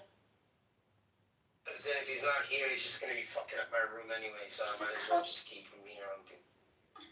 I think the two of you work together so well. I think it's good cop, bad cop. Every room I hear the two of you in. Like, So who's the good cop? that's the thing. It's like a sneak tactic that they use. It's like Megatron comes in as like the bad cop. Daniel is like the hey, like Megatron maybe blah blah blah. But then it's like a snake in the grass. Like he comes up. Oh, Daniel's crashing out. He's crashing out, putting Muhammad's name in the title, getting me in trouble and shit. I'm like, oh, dude, man, there's rules. He's gonna get me fucking blocked. Okay, Daniel, don't do that. Yeah, don't do that. What about Smiler trying to quote to be and then putting a picture of like a Shia imam? It's his PTR. I can't control his PTR, man. He's his own human being. I can't control his PTR. His AI failed him. Well, he might be out. I don't know why he has that PTR up. I'm trying to figure it out. I'm trying to get him to put a Mary one on. Did you look at my PTR, Muslim? And look to see the different scenarios in how the Gospels were put together. There's a few different models in it. Interesting. I definitely don't understand it. You're talking about the one of like the current one. If you PTR. Just look in the PTR. Just look at my PTR. Yeah, it and there's a few of them. bit. That one. There's other one. You got to scroll back. There's like 4 or 5. There's like 6 or 7 of them. One goes with Mark, and then with the Q. One goes to Matthew first, then Mark and Luke, which was the orthodoxy for a long time. Then now we're saying it's Mark, Matthew, Luke. There's also a Mark and a Q, Matthew and Luke. I mean, they should all just be letters. I mean, they put the Mark and Luke there because people are familiar with those names, but there are more sources than that. The interesting part is the other sources they have like fragments, not fragments. The other sources, parts of them are included in these 4, canonical gospels, like the Saint Gospel of Thomas or Yeah, that's why I was trying to get you to read the trifold. I know that you don't like reading through stuff. The But Gnostics are Muslim, not part of the would you Apocrypha. consider, let's just say you're trying to understand, let's just say Sunni is the orthodoxy, right? And then Shia would be an initial sect from let's just say there's a Muslim orthodoxy, and then from that, the 2 sects are Sunni and Shia, right?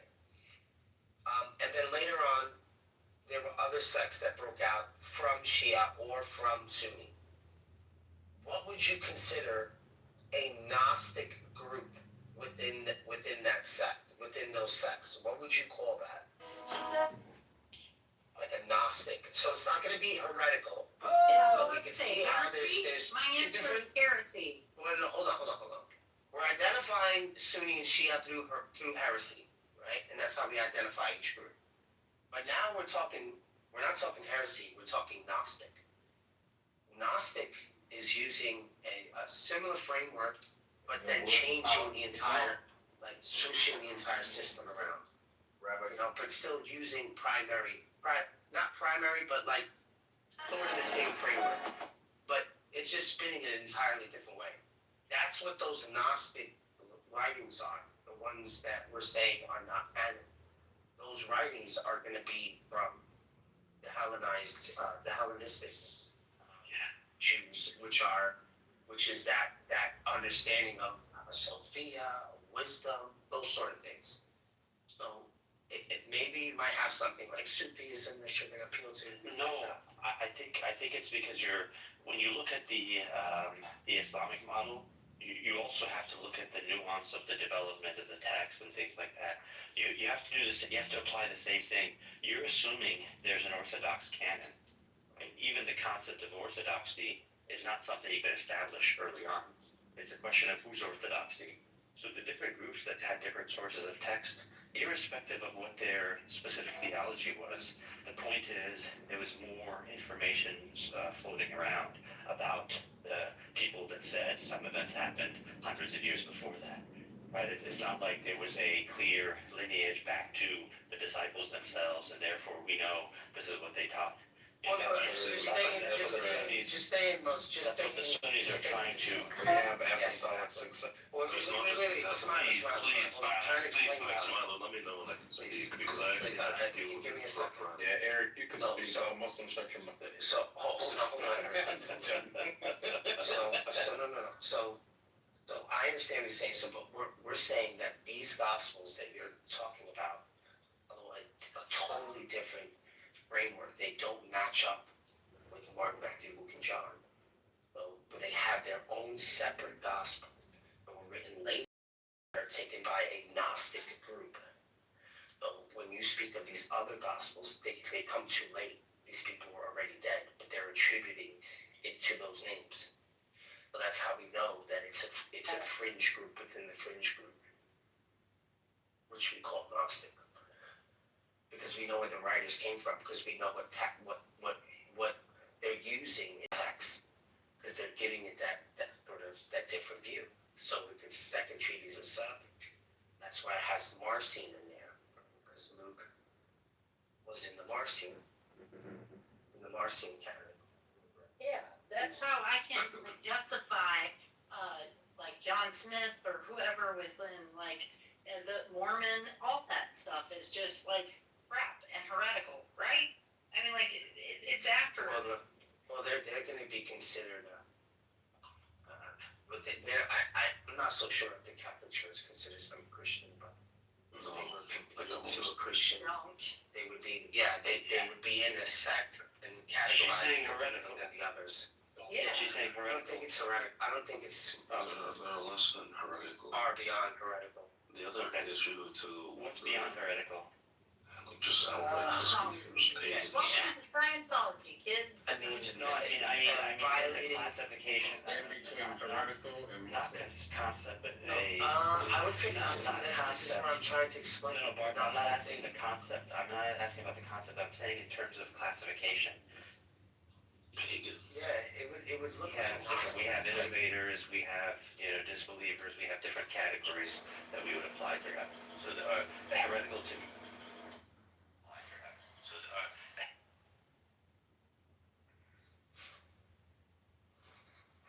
Did he conk out? I can see him. I can see him. I am a The issue with the Gnostics as well is that you don't even need actually the Bible to show that their religion cannot be true. Why? Because it makes the claim it came from Christ. We have one non-Christian early attestations about early Christians and their churches, and that they used to preach publicly. So that's already Gnostic issue number one. They say that, oh, well, Christ, the great revealer, but all our teachings were hidden. Well, why were they hidden? It was supposed to be universal. If you pray, are you hiding things, right? And this is just from non-Christian sources. You have non-Christian sources detailing, right, who different church heads were, what different churches were, what they preached. For instance, like the expulsion of Christians in Rome under, I think, Claudius, right, who they used to argue with. none of them mentions Gnostics. Then there's the idea that, okay, most Gnostics believe, okay, well, Christ at least truthfully taught his apostles, right? But how can the students of the apostles preach something different than what the Gnostics believe? What the Gnostics believe contradicts the current New Testament canon, but okay, well, they have their own canon. Oh, wait, it also contradicts the Old Testament canon. Basically, for the Gnostics to be true, it relies on this insane conspiracy that, all these the Old Testament God is a demiurge. I mean, it's not just that, but it relies on this. That's a big part. Appealing to Gnostics, Eric. I'm not talking about Gnostics. I'm saying when you talk about the development of the text, which is what was pointed out in one of his PTRs, there's L source and Q source and this source and that source.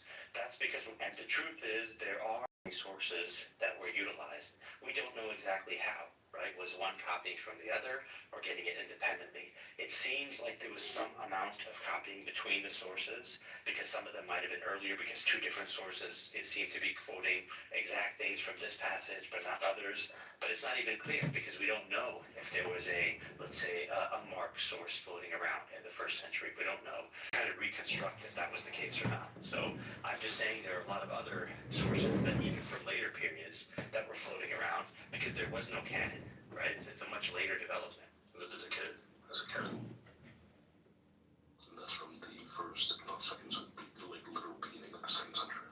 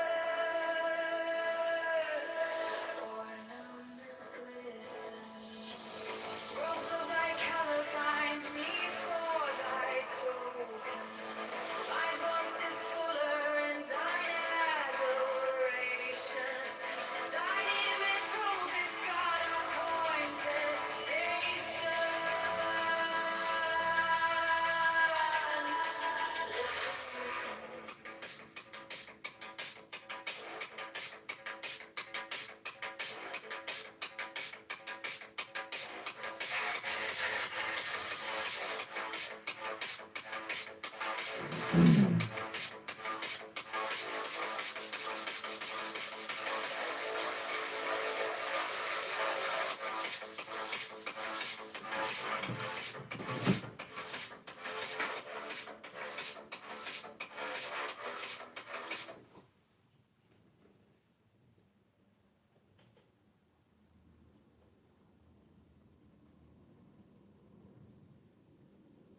was waiting for her BBL? I mean, shit, I wouldn't be surprised if she was on the water diet, like she said.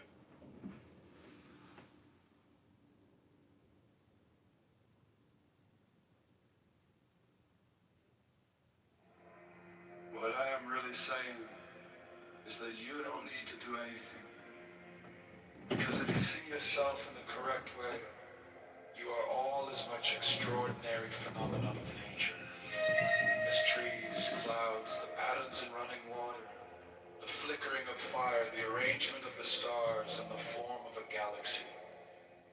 You are all just like that, and there is nothing wrong with you at all.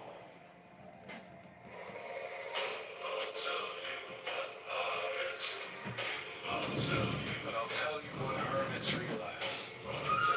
If you go off into a far, far forest and get very quiet, you'll come to understand that you're connected with everything. Other people teach us who we are. Their attitudes to us are the mirror in which we learn to see ourselves. The mirror is distorted. We are, perhaps, rather dimly aware of the immense power of our social environment. You could say that meditation doesn't have a reason or doesn't have a purpose.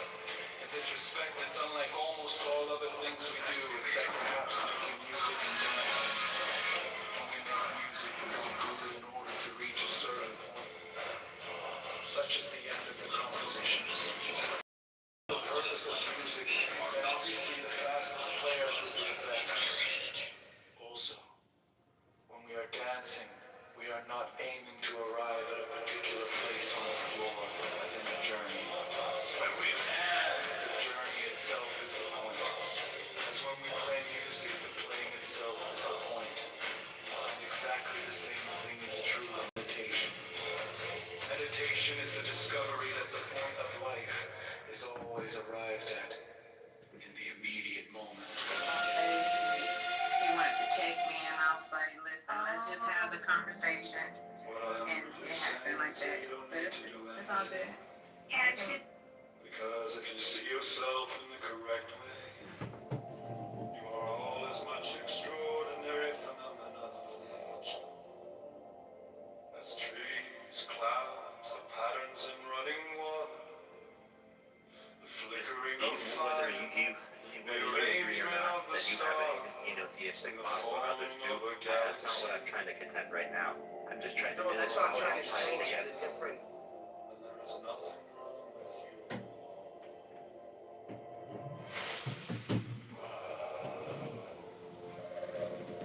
But I'll tell you what hermits realize. If you go off into a far, far forest and get very quiet, you'll come to understand that you're connected with everything.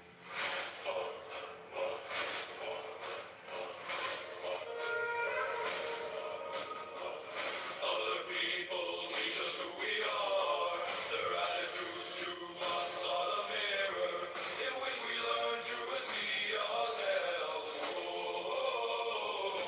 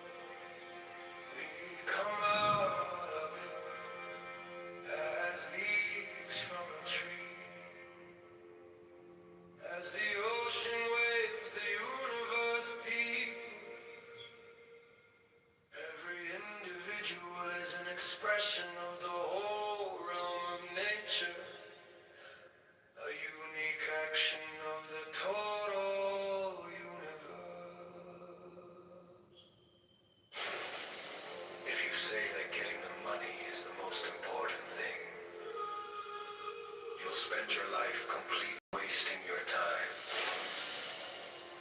You'll be doing things you don't like doing in order to go on living. That is to go on doing things you don't like doing, which is stupid.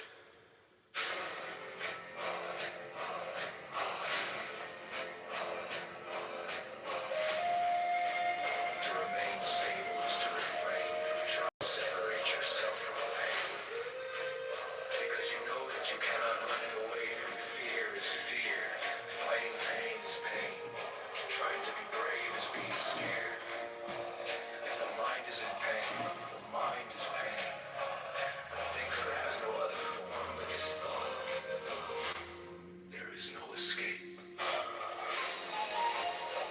One is a great deal less anxious. If one feels perfectly free to be anxious, then the same may be said of guilt. And people get all fouled up because they want the world to have meaning as if it were words. As if you had meaning. As if you were a mere word. As if you were something that could be looked up in a dictionary. You are meaning.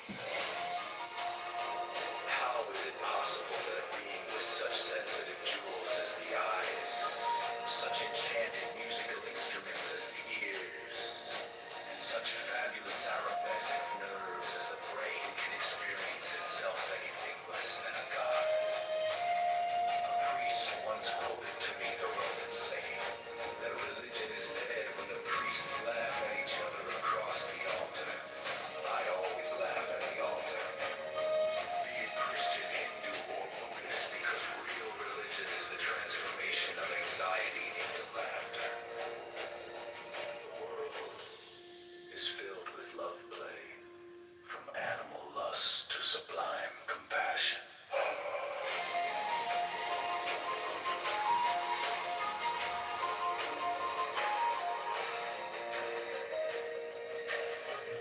To put it still more plainly, the desire for security and the feeling of insecurity are the same thing. To hold your breath is to lose your breath. A society based on the quest for security is nothing but a breath retention contest in which everyone is as taut as a drum and as purple as a beat.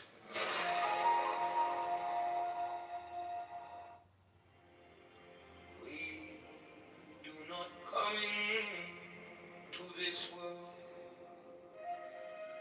We come out of it as leaves from a breeze. As the ocean waves, the universe peoples. Every individual is an expression of the whole realm of nature. A unique action of the total universe.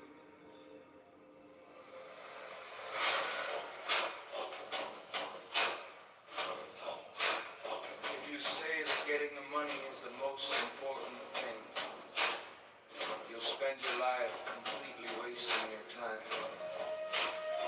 You'll be doing things you don't like doing in order to go on living. That is to go on doing things you don't like doing, which is stupid. To remain stable is to refrain from trying to separate yourself from the pain because you know you cannot run it away from fear is fear. Fighting pain is pain. Trying to be brave is being scared. If the mind is in pain, the mind is pain. The thinker has no other form than his thought. There is no escape. One is a great deal less anxious if one feels perfectly free to be anxious, and the same may be said of guilt. And people get all fouled up because they want the world to have meaning as if it were words, as if you had a meaning, as if you were a mere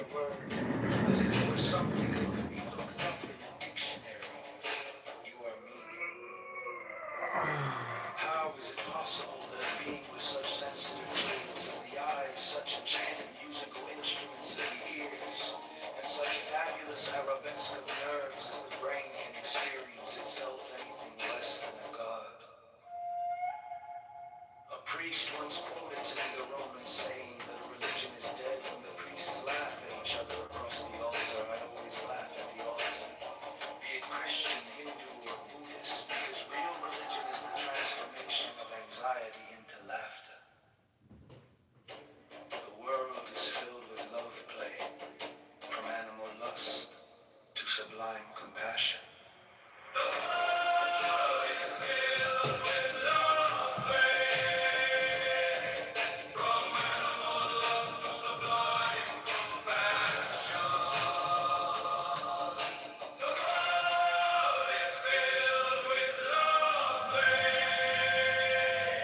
From animal lust to sublime compassion. To put it still more plainly, the desire for security and the feeling of insecurity are the same thing. To hold your breath is to lose your breath. A society based on the quest for security is nothing but a breath retention contest in which everyone is as taut as a drum and as purple as a beat.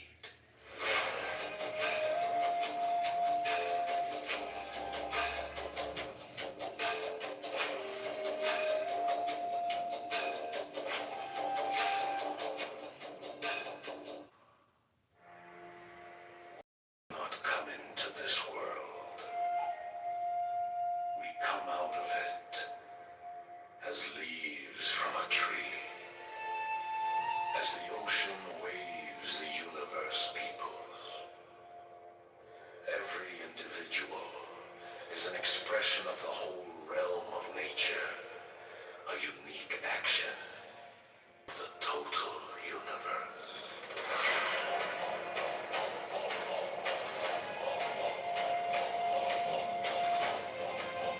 If you say that getting the money is the most important thing, you'll spend your life completely wasting your time.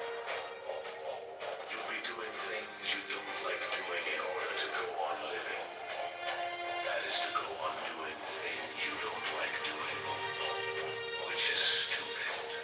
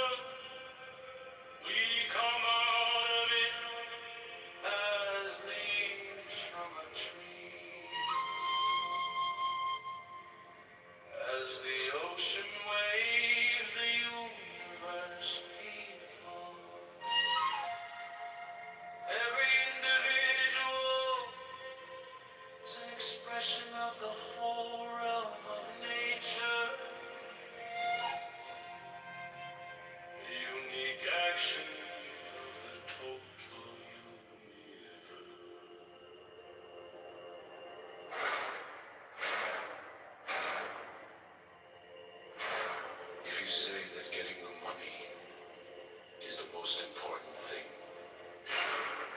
You'll spend your life completely wasting your time. You'll be doing things you don't like doing in order to go on living. That is to go on doing things you don't like doing, which is stupid.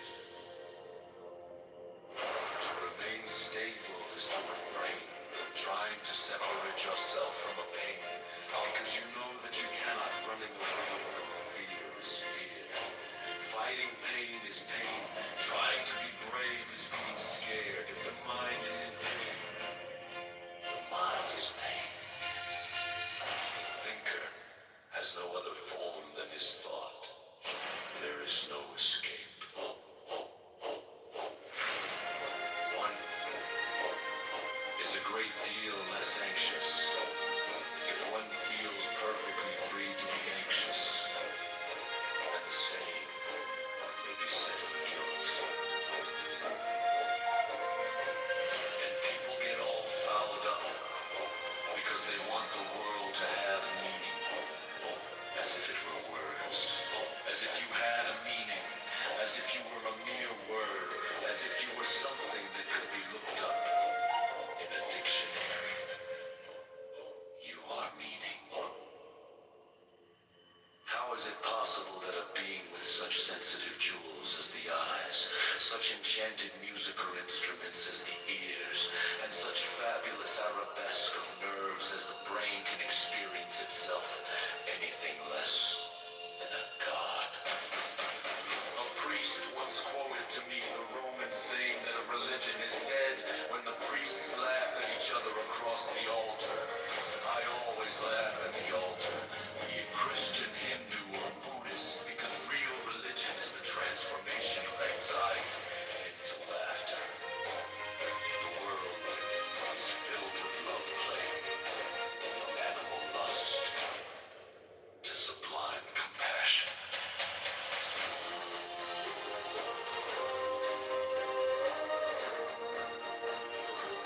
To put is still more plainly, the desire for security and the feeling of insecurity are the same thing. To hold your breath is to lose your breath.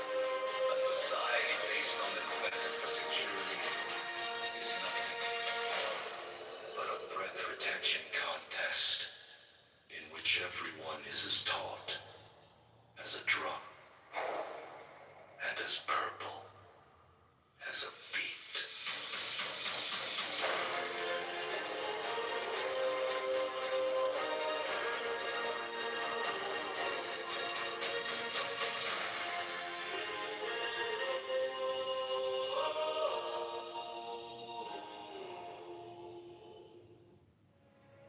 We do not come into this world. We come out of it as leaves from a tree. As the ocean waves, the universe peoples. Every individual is an expression of the whole realm of nature. A unique action of the total universe. If you say that getting the money is the most important thing, you'll spend your life completely wasting your time. You'll be doing things you don't like doing in order to go on living. That is to go on doing things you don't like doing, which is stupid.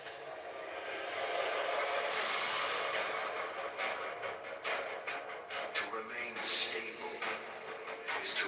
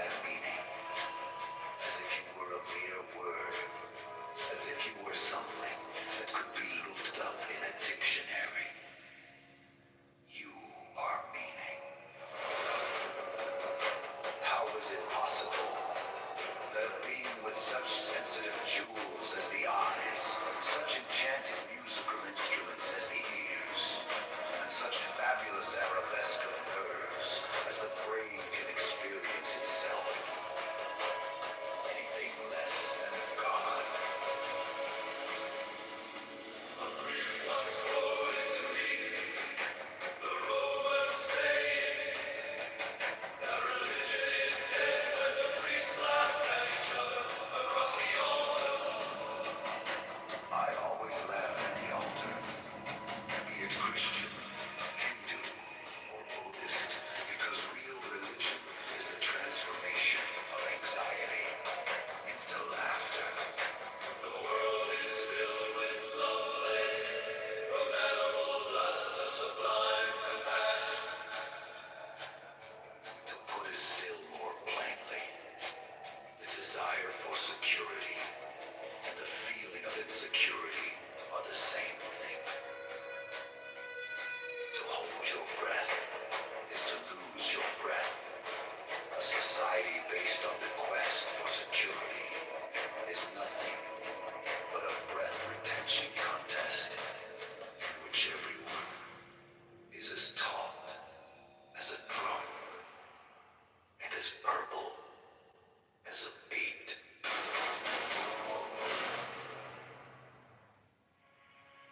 We do not come into this world. We come out of it as leaves from a tree.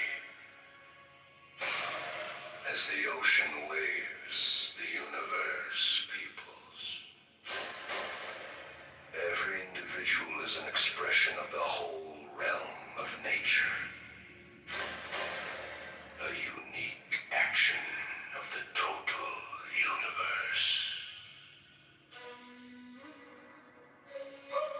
If you say that getting the money is the most important thing, you'll spend your life completely wasting your time.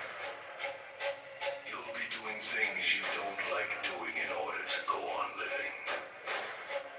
That is to go on doing things you don't like doing, which is stupid. To remain stable is to refrain from trying to separate yourself from a pain, because you know that you cannot. Running away from fear is fear. Fighting pain is pain. Trying to be brave is being scared. If the mind is in pain, the mind is pain. The thinker has no other form than his thought. There is no escape.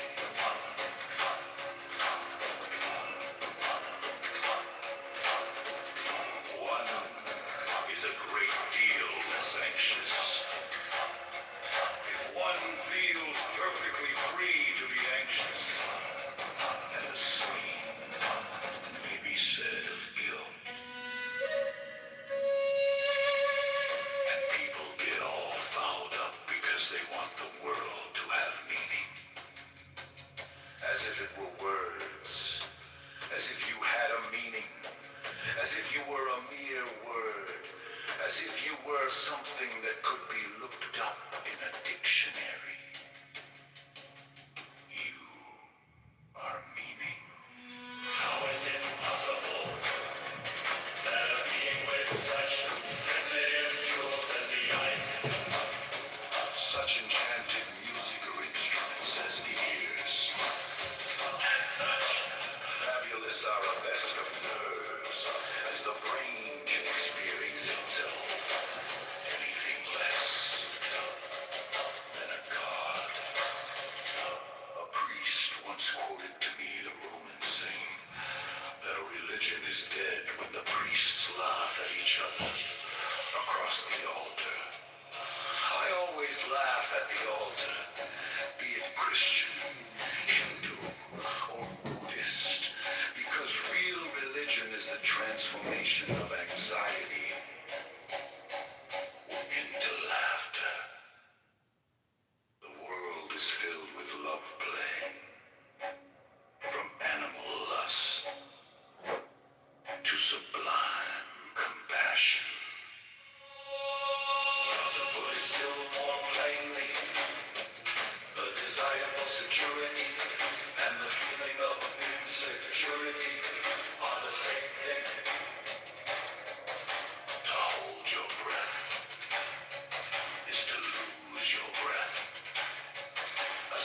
society based on the quest for security is nothing but a breath retention contest in which everyone is as taut as a drum and as purple as a beat.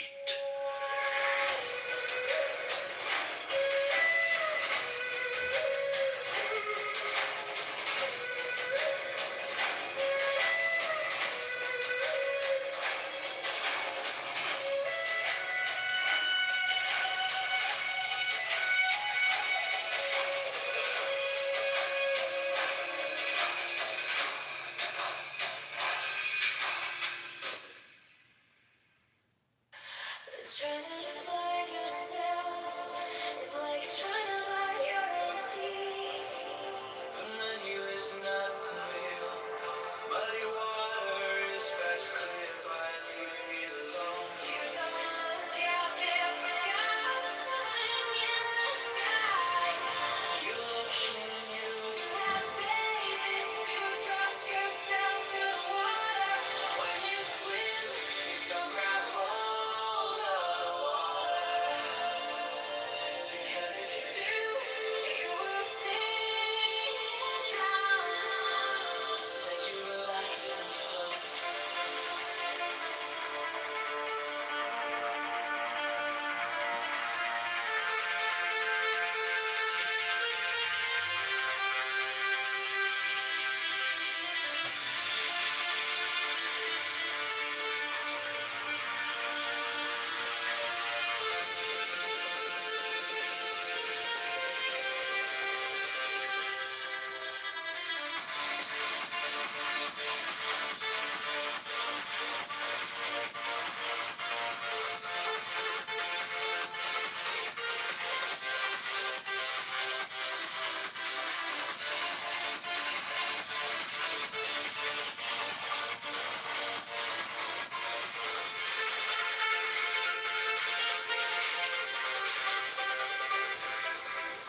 No valid plans for the future can be made by those who have no capacity for living now. The past and future are real illusions that they exist in the present, which is what there is and all there is. You didn't come into this world, you came out of it like a wave from the ocean. You are no stranger here. We seldom realize, for example, that our most private thoughts and emotions are not actually our own. The only way to make sense out of change is to plunge into it, move with it, and join the dance.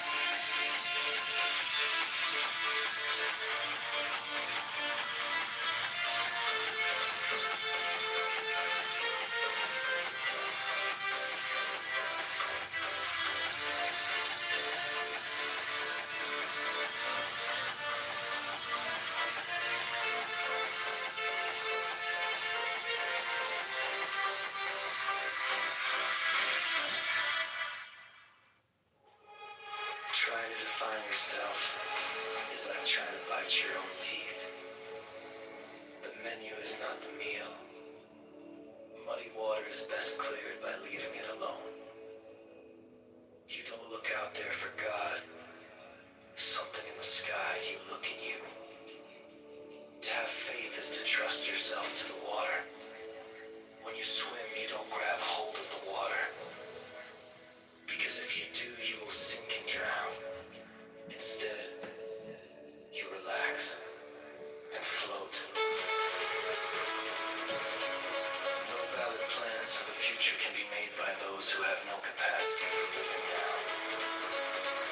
The past and future are real illusions that they exist in the present, which is what there is and all there is. You didn't come into this world, you came out of it. Like a wave from the ocean. You are no stranger here. We seldom realize, for example, that our most private thoughts and emotions are not actually our own. The only way to make sense out of change is to plunge into it.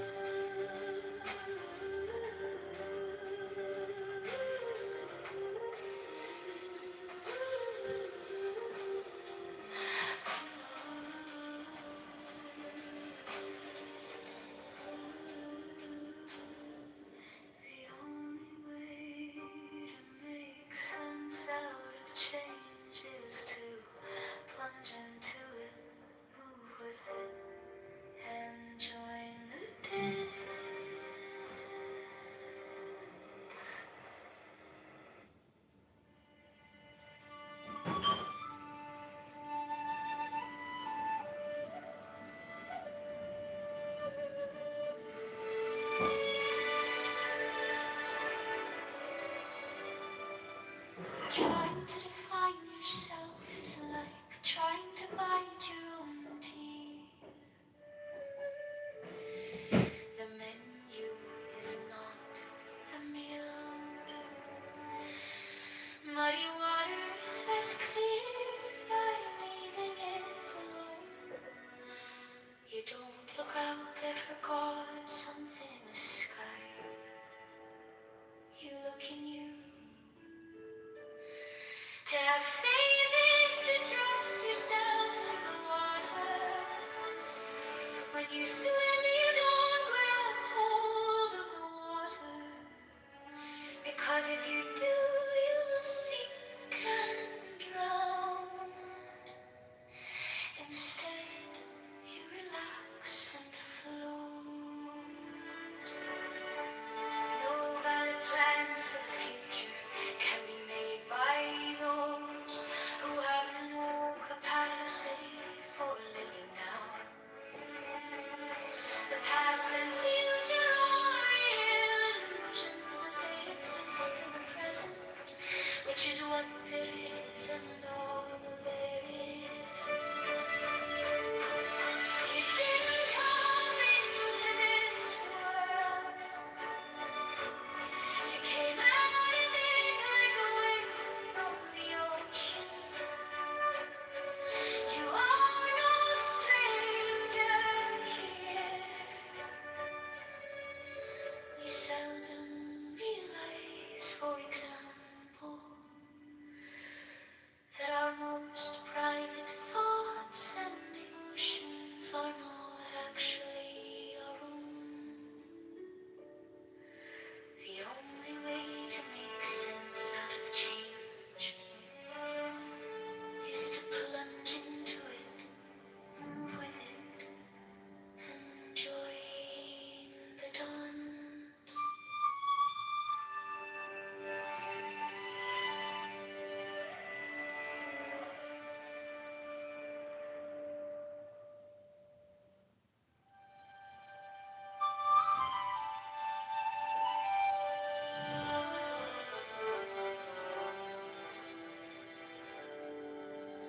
Trying to define yourself is like trying to bite your own teeth. The menu is not the meal. Muddy water is best cleared by leaving it alone. You don't look out there for God, something in the sky looking you. To have faith is to trust yourself to the water. When you swim, you don't grab hold of the water.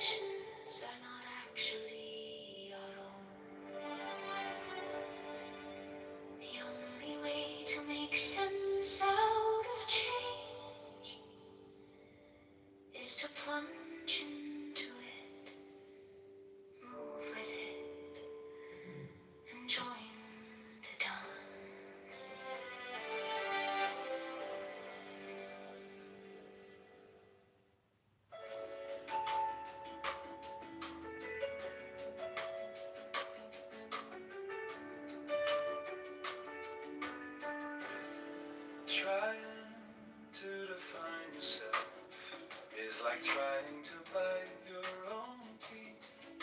The menu is not the meal. Muddy water is best cleared by leaving it alone. You don't look out there for God, something in the sky. You look at you.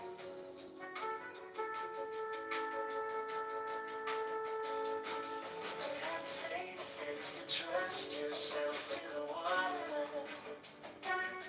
When you swim, you don't grab hold of the water. Because if you do, you will sink and drown. Instead, you relax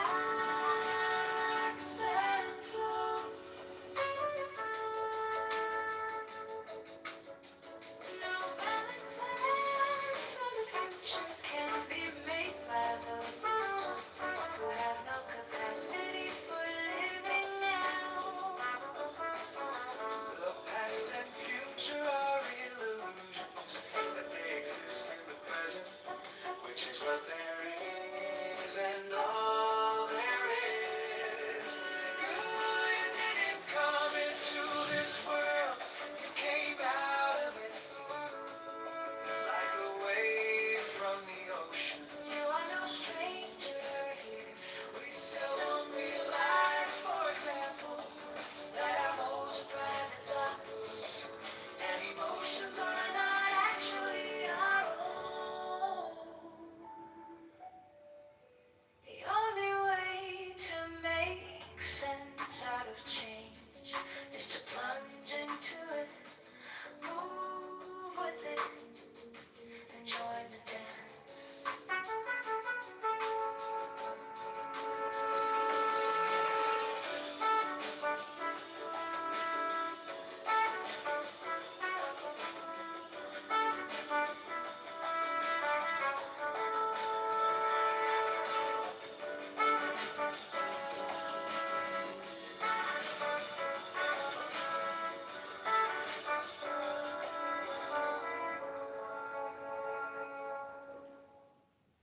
Trying to define yourself is like trying to bite your own teeth.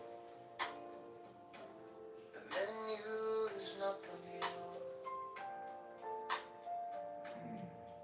Muddy water is best cleared by leaving it alone. You don't look out there for God, something in the sky. You look in you. To have faith is to trust yourself to the water.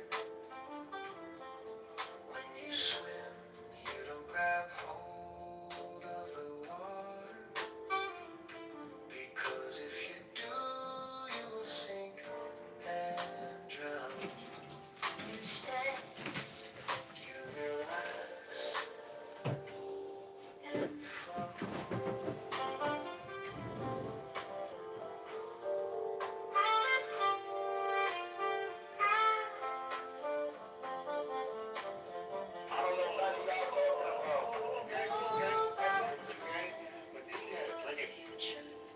Can be made by those who have no capacity.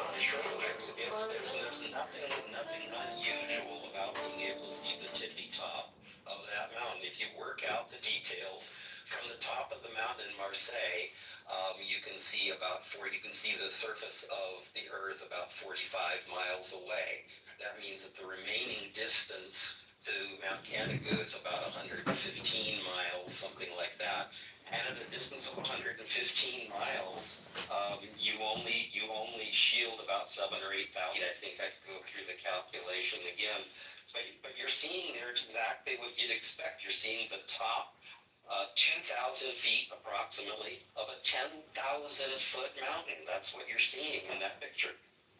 All right, just so you guys know, I was in the middle of speaking and John interrupted and interjected, and I let him come up and speak. So at most of the observations that are made of Canigou Mountain is done from 1,000-foot height and about 160 plus miles away. At that height and distance, that elevation, the horizon should be about 38 miles away, which means that the target hitting height from that observer would be over 10,000 feet. So if we have 9,000 foot mountains with 10,000 feet of drop from a tangent from the horizon, that would mean that the mountain should be 1,000 feet below the horizon. The way that they explain this or try to anyway is through refraction. Therefore, when you're viewing these topographical terrestrial observations and they are refuting the radius of the Earth based off of our values that they give us, you have to assume that this is an illusion. That mountain that you're looking at is not really there. So that is the globe. That is the globe position. This is what, like, it's odd that, like, I don't want to call you dumb and whatnot. Yeah, like, please don't. Just respond to what I said. This is what, like, leads me there sometimes, right? Right, like, okay, you can't even see Mount Canigou refracted some years, okay? Some years you'll see it refracted. In this particular image John is showing, you're seeing like 20% of the top of the mountain. Some years you can't even see any, okay? Some years you might see more than 20%. You're not getting the same peak of Canigou every time because every time the atmosphere is not in the same configuration. You're not getting the exact same refraction year after year. This is exactly what you would expect with refraction, by the way. And like I said, let me reiterate, there are some years where you can't even see any of it. But the main part here that's being missed, and it's right in your face, this is literally what John's picture is showing, is that on this particular year, you can see 20% of the mountain, but from that distance, you can see that there's a substantial amount of that mountain that we don't see. About 80% of it. Where the fuck is it? If the Earth is flat, then we should see 10,000 feet of Canigou, the entirety of it. That is what we would expect to see with the claim that is being made by you guys, but that's not what we see. Like John's picture shows, there is nearly 80% of the mountain hidden by the horizon. And on other years, like I said, I have to reiterate this, some years you can't even see any of the mountain. Can I go somewhere past it? So let me ask Sydney, I'm surprised, I would be surprised if you ever couldn't see the mountain. By my calculations, you should always see, I mean, this is just a standard day. By my calculations, what I see in my picture is exactly what I would expect to see on any day that the sun was behind Mount Canigou. I would be flabbergasted for Canigou to be below the horizon with nothing but standard refraction. And over cold water, usually you get a little more, but I'm not even appealing to that. I don't see any reason why you shouldn't see Mount Canigou every year. Now, so I'd be interested in seeing some place that says that some years you can't. Maybe it can't for some reason. Yeah, the only time that you would be able to.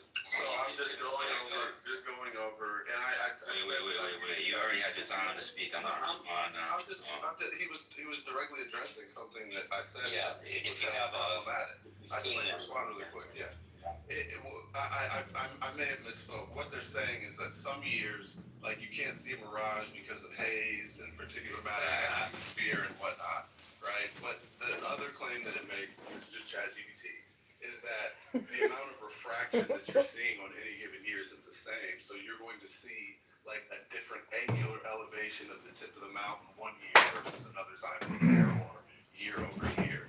You're not always going to see the same elevation angle of the mountain is what ChatGPT said. I appreciate that correction because that's what I was going to say. Like the only times you're not going to make this observation is if there's like haze and the sun is actually blocking. What's specific about this is the silhouette, right? That's why like it's like a inspo plan to see because it's based on the position of the sun in the sky. And they say it's a refraction, but just like John said, when you calculate it, they just use what's called standard refraction. And the way that they implement what's called standard refraction is by implementing what's called a variable of 7/6R. Okay, they don't really take any measurements of the atmosphere and the environment. What they do is they manipulate the radius of the Son of manipulate. He only resides in Jesus, and all of us are sinners, and we all got eyesight. It's just the silliest narrative. That's not an argument. Calling it silly is not an argument. But that's true. Your narrative is silly in the sense of silly in the sense of silly. You don't even know Silly is not an argument. Silly in the sense of, right? Fort Bragg for about 17 years and got to know a lot of people that worked in the Special Warfare Operations Center over there.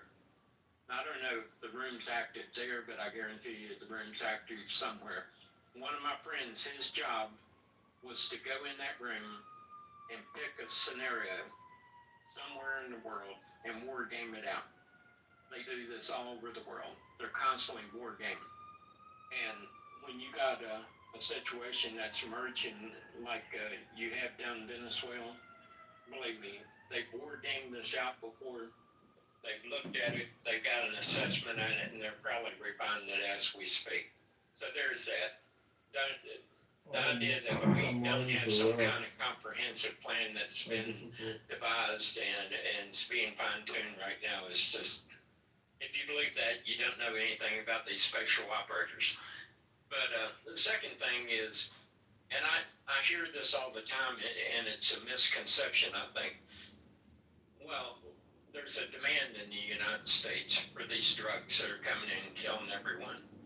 Well, anyone that's ever seen a drug trade operate, one of the things the drug dealers do, and they do it very well, they farm their demand. That's like if you want someone to start doing this particular product, you send a bunch of your low-level guys out and you hand it out and you let people get high on it and you get them liking it. And then once you got them on it, then you drop the hammer on the price. So this idea that it's just some kind of way generically manifests itself into this addiction is patently wrong. It's a blatant misunderstanding of how the drug trade works. Third thing is, you mentioned the Hague Convention, didn't you, Gary? Was that in like 1909? 1917. 1917. I wonder if the Japanese, when we was fighting in the Pacific and they blew one of our ships up and we had guys in the water, how many of those guys you think made it out of the water, Gary? I don't know whether it was adhered to during World War II by our side or their side, but what does that have to do with whether or not it ought to be adhered to today?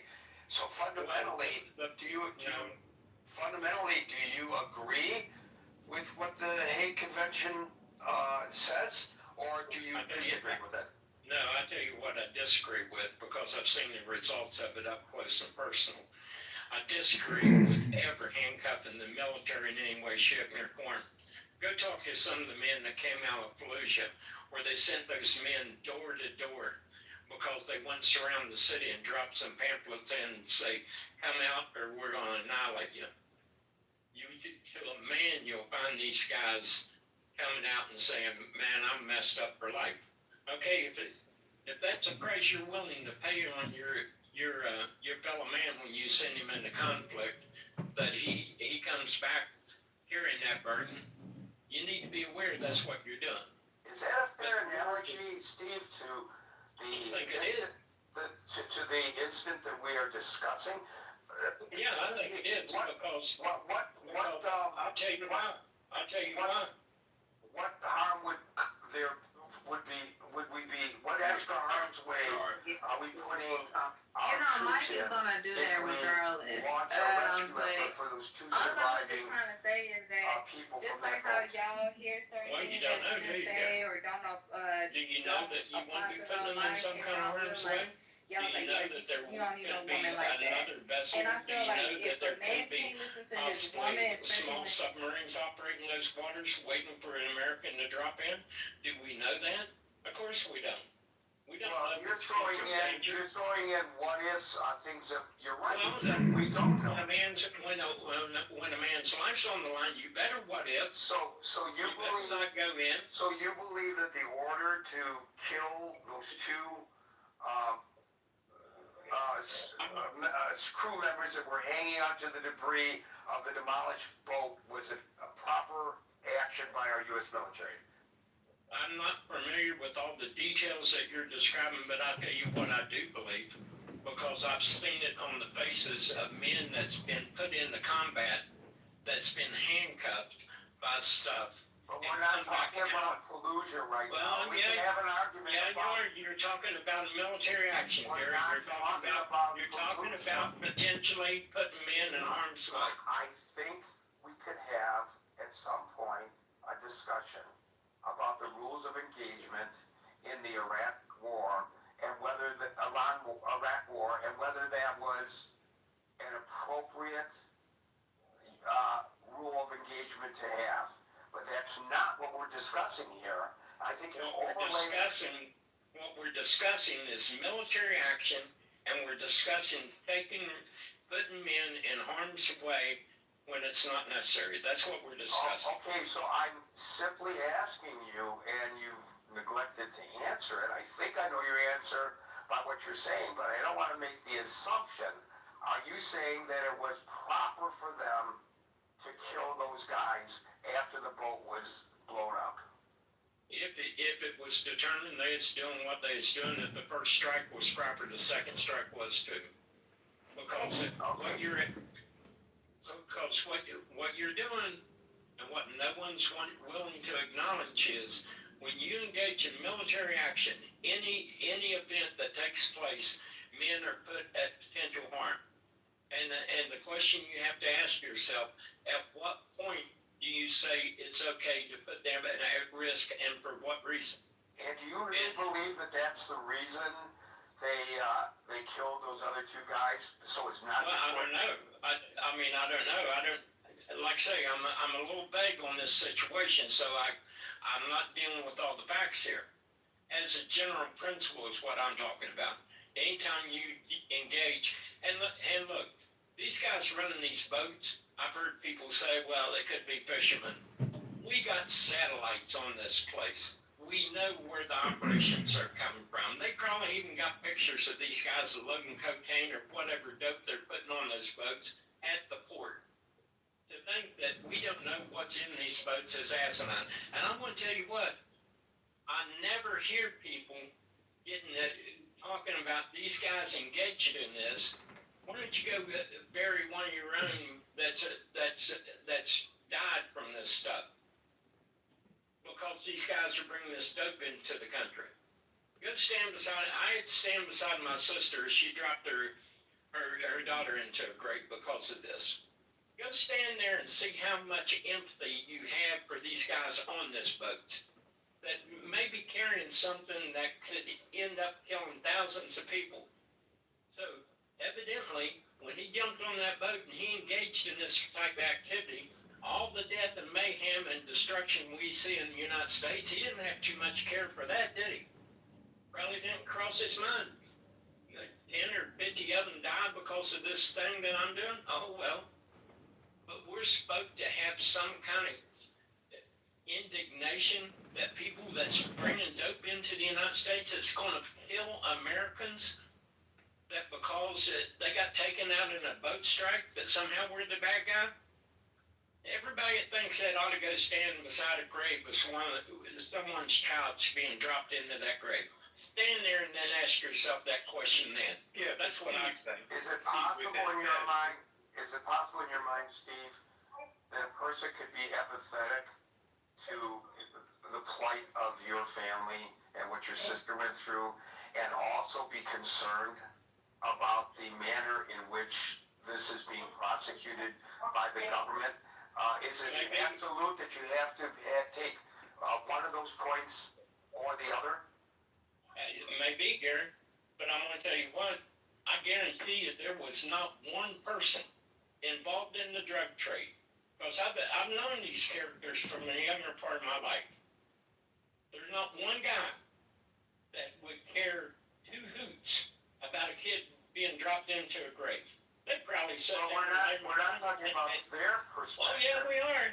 No, yeah, we're not. Yeah, we are, because we're talking about how we deal with people that do that to our people. The question was not about their perspective. I agree with you about their perspective. I'm talking about your perspective and mine and everyone else in this room and all of America. That's a different perspective than the perspective of drug dealers. Well, I'm going to tell you what, I'll just leave it this. People can take whatever they want to from this. I really don't care. because I've seen more than just my sister's child go into a grave. The thought that after watching young people having their lives taken from them because of this activity, that I would care about how we deal with these people. No, dude. I want to tell you what, if I would have found the guy that had done that to my sister's child, there wouldn't have been no articles of convention in how I dealt with him, Gary. So you're assuming that everyone on the boat's a drug dealer, basically. That's what you're assuming.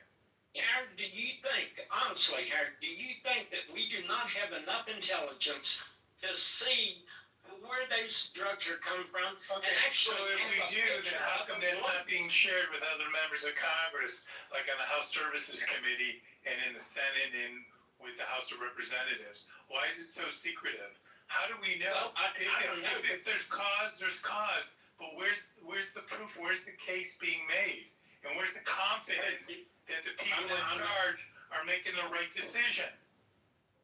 Do you really think we don't have the capability, intelligence capability, to see where these things are coming and where they're going on a boat? You think? Yeah, I don't think we have it because you have members of the House Services Committee saying that they're shut out of the information, that they don't have the information. Shut out doesn't So where's the mean the information transparency, doesn't Steve? You're talking about life and death and killing people. Oh yeah, we're talking about life and death. Right, and Why don't you talk about the Americans' life and without death? the proof, it's such a gravity of a decision without the right proof and the justification. There's a pretty high standard that needs to be met, and it sounds like from what the media is reporting that no, there isn't that transparency, there isn't that communication, there isn't that alignment. And my view is until there is that alignment, that you've got to really be serious about taking military action because there's not enough justification to have it done. And until there's proof, great. If those are people taking cocaine or fentanyl, great. But until that's proven, then just killing people just because you're upset about tragedy from the past, I'm sorry, that's not justification in my book. Well, you know, Howard, if these people loading these boats with 4 and 5 and 6 engines in them, I'm sure that's your normal fishing boat, Howard. So let's set that aside. Let's set that question aside for a moment and let me pursue just with an analogy the question I asked you earlier. You are on a city council in your town in West Virginia, and you've told me and you've told the room that one of your responsibilities has been to oversee the police department. So if your police department got word that there was a drug house up and they're selling drugs on the streets of your town and from that house, and kids are buying those drugs and potentially dying as a result of it, would you feel comfortable with them raiding that house absent a search warrant, or would you require them to do their due diligence and gather the evidence before raiding that house? Well, you're right. I'd require them because I couldn't operate any other way and be within the law, Gary. Well, so the same question is raised, I think, here. The question is not do we want to stop or don't want to stop the drug trade. The question is the military acting within the law in the manner in which they are interdicting these boats? Well, I don't know what legal standard applies on the high seas. That's a question. Well, we were discussing the Hague Convention 10 of 1917. That's not a legal standard in the United States. It is a standard for the United States. It's been established in international law ever since. And I'm sure, I wish Hansen wasn't boycotting the room. I hope he's boycotting it and he's not sick, because he hasn't been here in a while. But I'm sure he would underscore that there are rules of engagement to which the United States has agreed to adhere. And that's one of the rules of engagement that the United States, it's long established as international law and U.S. policy. So, so would you say that international law and U.S. policy ought to be ignored because of the reasons that you delineated earlier? No, well, I'm just saying that's what it is. It's international law. It's not law that was passed by the U.S. House, went to the Senate and signed by the president. It's international law. If we're signatory to an accord, then it has the weight of a law in the United States as well. But you can look it up, or I can look it up, or somebody who's better versed in this you're can probably right, clear Gary. up for both of us. I'm not going to argue that point. You're probably right. But I just, I've seen the damage that these people have done to my community. I've seen the damage. I agree. I've seen the damage too. You know that I was a reporter. I was a reporter on the streets of Detroit, and I've been there. I've seen it all. I've lived through it. I know how horrific it is, and I still feel uncomfortable with what they did, especially with that one boat where they killed those guys after they had already blown the boat out of the water. So it doesn't mean that because I'm concerned about that, I'm not concerned about the drugs that are flowing into your town. Of course I am. Yeah.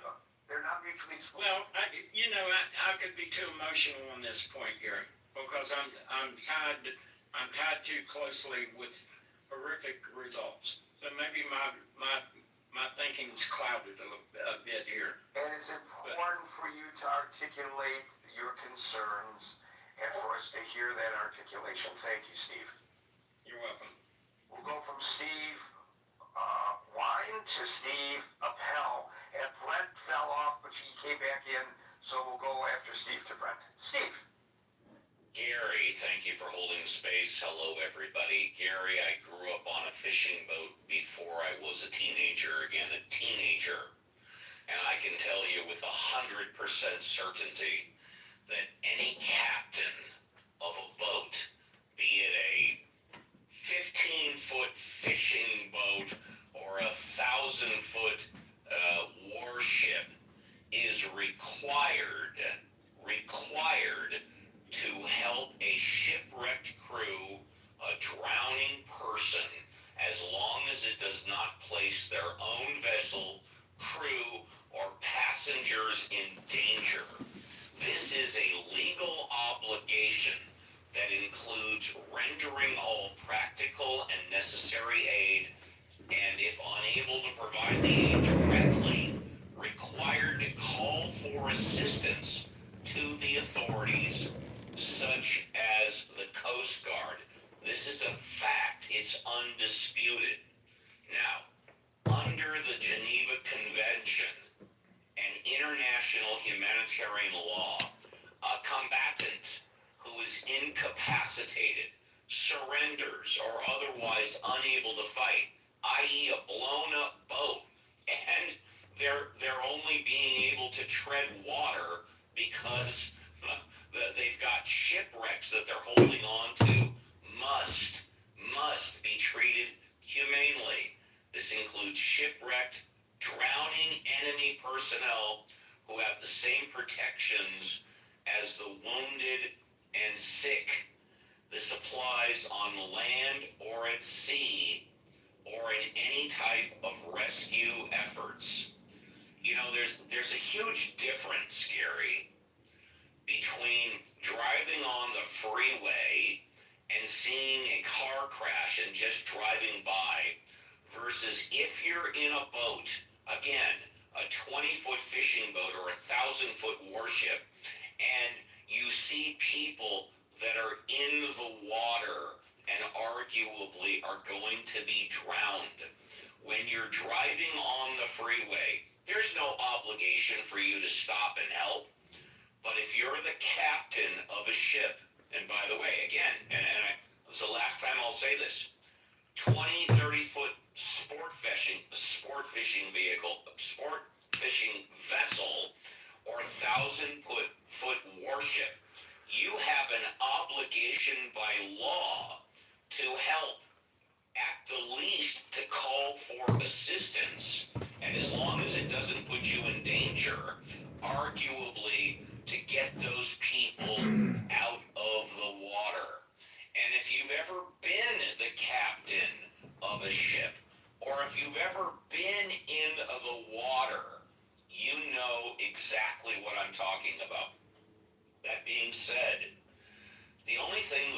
from Trump about Venezuela is fentanyl, fentanyl, fentanyl.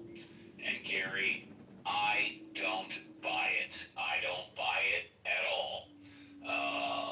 I grew up before being a teenager during the Vietnam War. I grew up in my 20s, El Salvador, Nicaragua.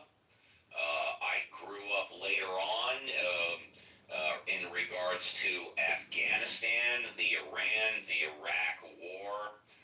We have interests in Venezuela, oil versus geopolitical stabilization in the region.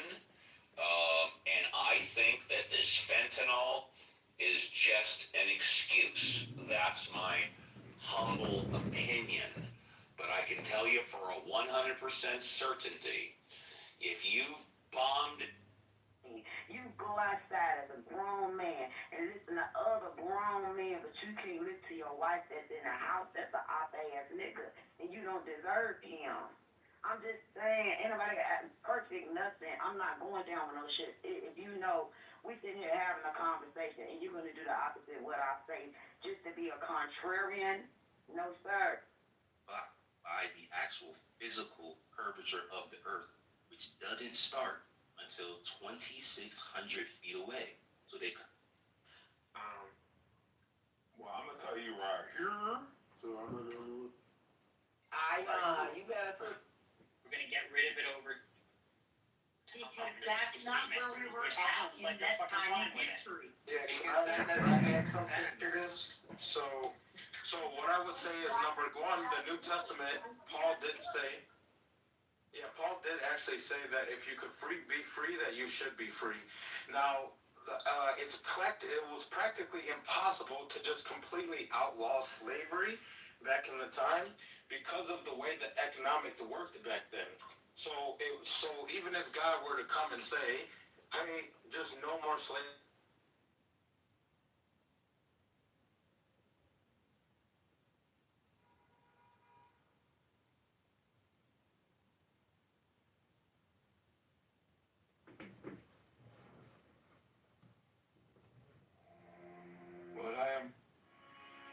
What we do not come into this world.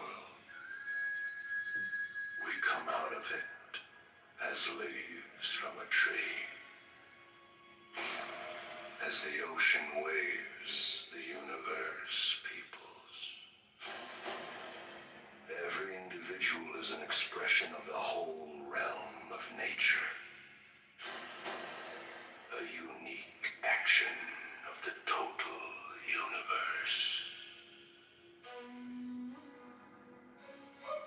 If you say that getting the money is the most important thing, you'll spend your life completely wasting your time. You'll be doing things you don't like doing in order to go on living. That is to go on doing things you don't like doing, which is stupid. To remain stable is to refrain from trying to separate yourself from a pain, because you know that you cannot running away from fear is fear. Fighting pain is pain. Trying to be brave is being scared. If the mind is in pain, the mind is pain. The thinker has no other form than his thought. There is no escape.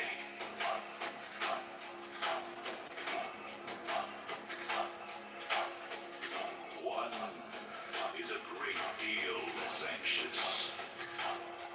If one feels perfectly free to be anxious, and the same may be said of guilt. And people get all fouled up because they want the world to have meaning. As if it were words. As if you had a meaning. As if you were a mere word. As if you were something that could be looked up in a dictionary. You are meaning.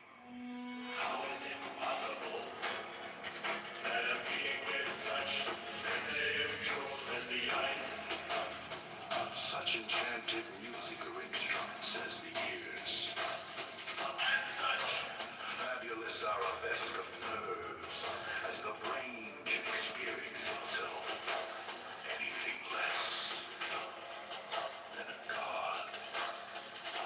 A priest once quoted to me the Roman saying that a religion is dead when the priests laugh at each other across the altar. I always laugh at the altar, be it Christian, Hindu, or Buddhist, because real religion is a transformation of anxiety into laughter. The world is filled with love play, from animal lust to sublime compassion. To put it still more plainly, the desire for security and the feeling of insecurity are the same thing.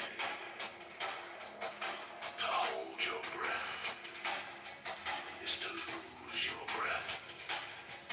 A society based on the quest for security is nothing but a breath retention contest in which everyone is as taut as a drum and as purple as a beat.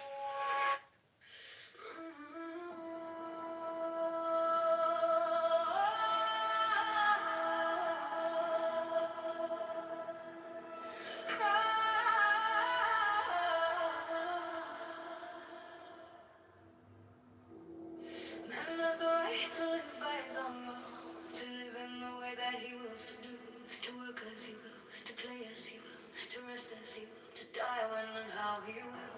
Man has the right to eat what he will, to drink what he will, to dwell where he will, to move as he will on the face of the earth. Man has the right to think what he will, to speak what he will, to write what he will, to draw, paint, carve, etch and mold, build as he will, to dress as he will. Man has the right to love as he will, take your fill and will of love as he will, when, where, and with whom you will. Life 51. Man has the right to kill those who want these rights the slave shall serve. Love is the law, love under will, the law of the strong. This is our law and the joy of the world. Do what thou wilt shall be the whole of the law.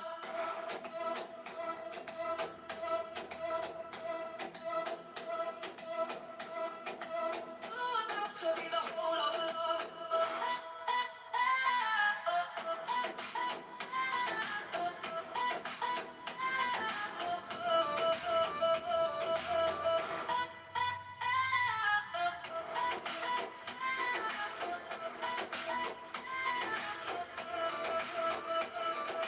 Thou hast no right but to do thy will, do that and no other shall say nay. Every man and every woman is a star. There is no God but man, the rights of man, Master Therian, freedom durable. Alistair Crowley, Alistair Crowley, the master, Alistair Crowley. Man has the right to live by his own law, to live in the way that he wills to do, to work as he will, to play as he will, to rest as he will, to die when and how he will. Man has the right to eat what he will, to drink what he will, to dwell where he will, to move as he will on the face of the earth. Man has the right to think what he will, to speak what he will, to write what he will, to draw, paint, carve, etch and mold, build as he will, to dress as he will. Man has the right to love as he will, take your feeling will of love as he will, when, where, and with whom you will. Love life 51. Man has the right to kill those who have brought these rights the slave shall serve. Love is the law, love and the will, the law of the strong. This is our law and the joy of the world. Do what thou wilt shall be the whole of the law.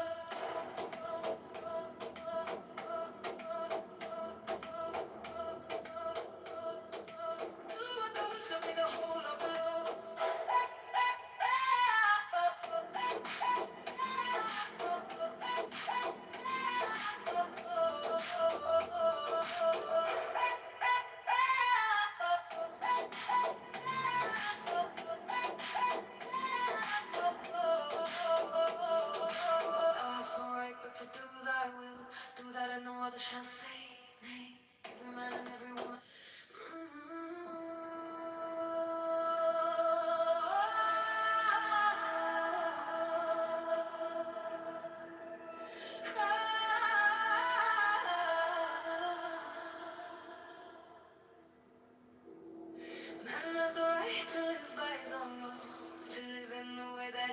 to do, to work as he will, to play as he will, to rest as he will, to die when and how he will. Man has the right to eat what he will, to drink what he will, to dwell where he will, to move as he will on the face of the earth. Man has the right to think what he will, to speak what he will, to write what he will, to draw, paint, carve, etch and mold, build as he will, to dress as he will. Man has the right to love as he will, take your fill and will of love as he will, when, where, and with whom you will. Life 51. Man has the right to kill those who will thwart these rights the slave shall serve. Love is the law, love under will, the law of the strong. This is our law and the joy of the world.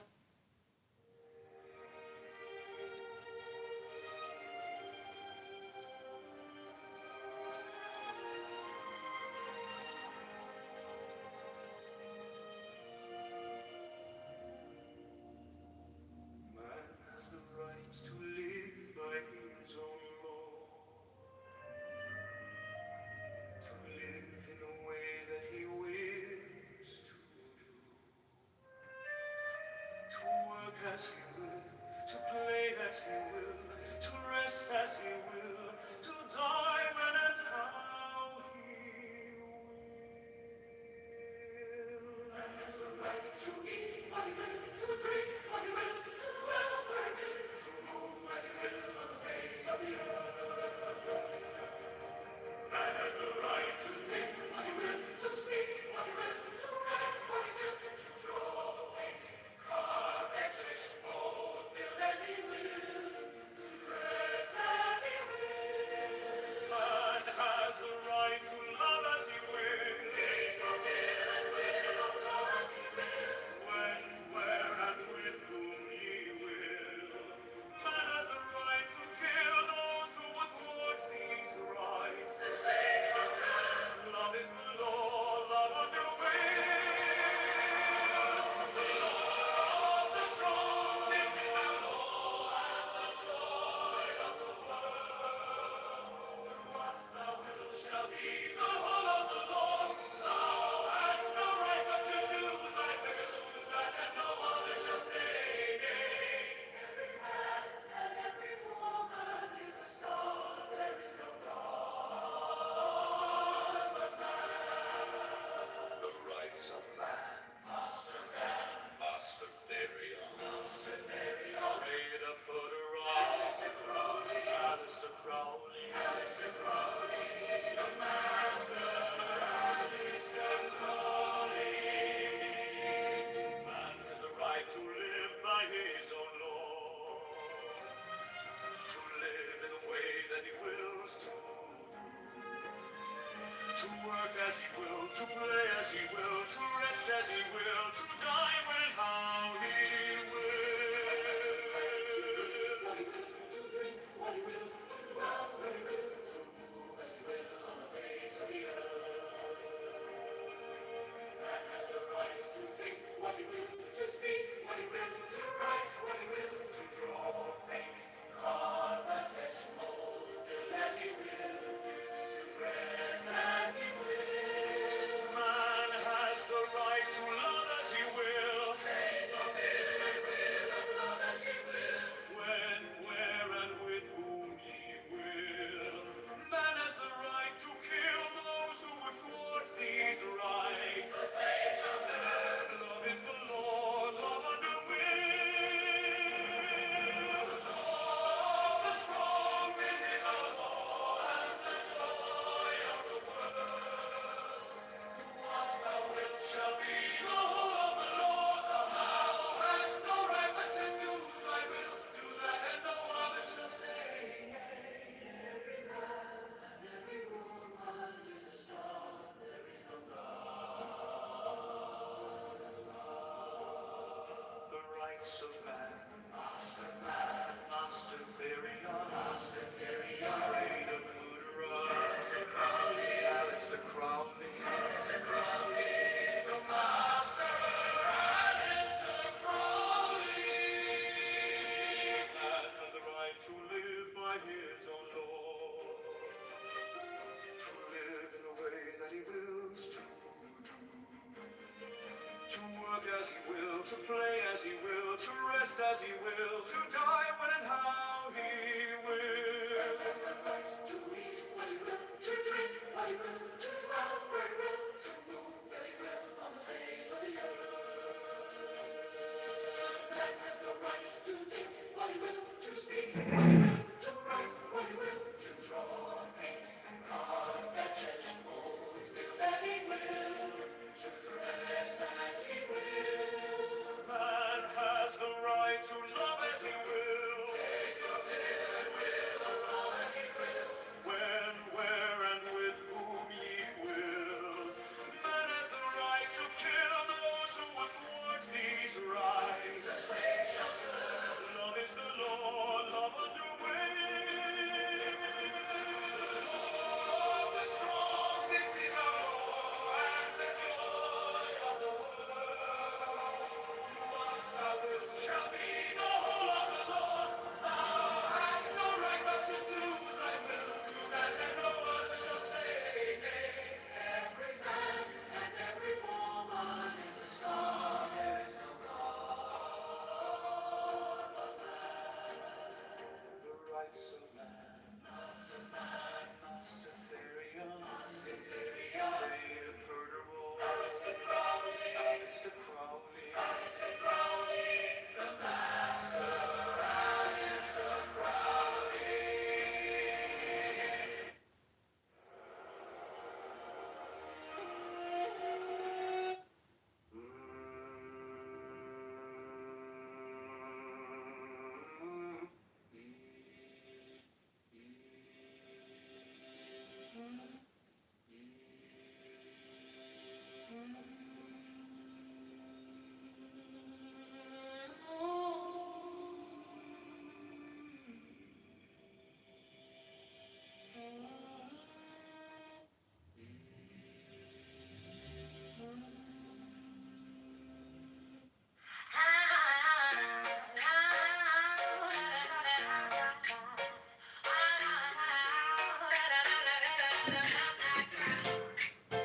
Yeah, yeah. Man has no right to live by his own law, to live in the way that he wills, to do the work as he will, to play as he will, to rest as he will, to die when and how he will.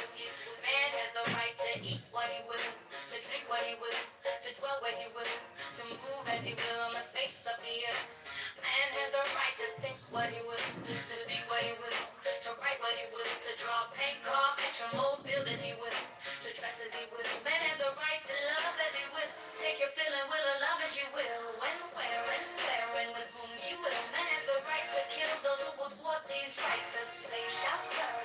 Love is the law, love under will. Yeah. The law of the strong. This is our law and the joy of the world. Do what thou wilt shall be the whole of the law. Thou hast no right but to do thy will, do that, and no other shall say. Hey, every man and every woman is a star. There is no God but man. The rights of man is the Terrion. Pray to put the rabble, Alistair Crowley, the master Alistair Crowley. Man has the right to live by his own law, to live in the way that he wills, to do the work as he will, to play as he will, to rest as he will, to die when and how he will. Man has the right to eat what he will, to drink what he will, to dwell where he will, to move as he will on the face of the earth. Man has the right to think what he will, to speak what he will.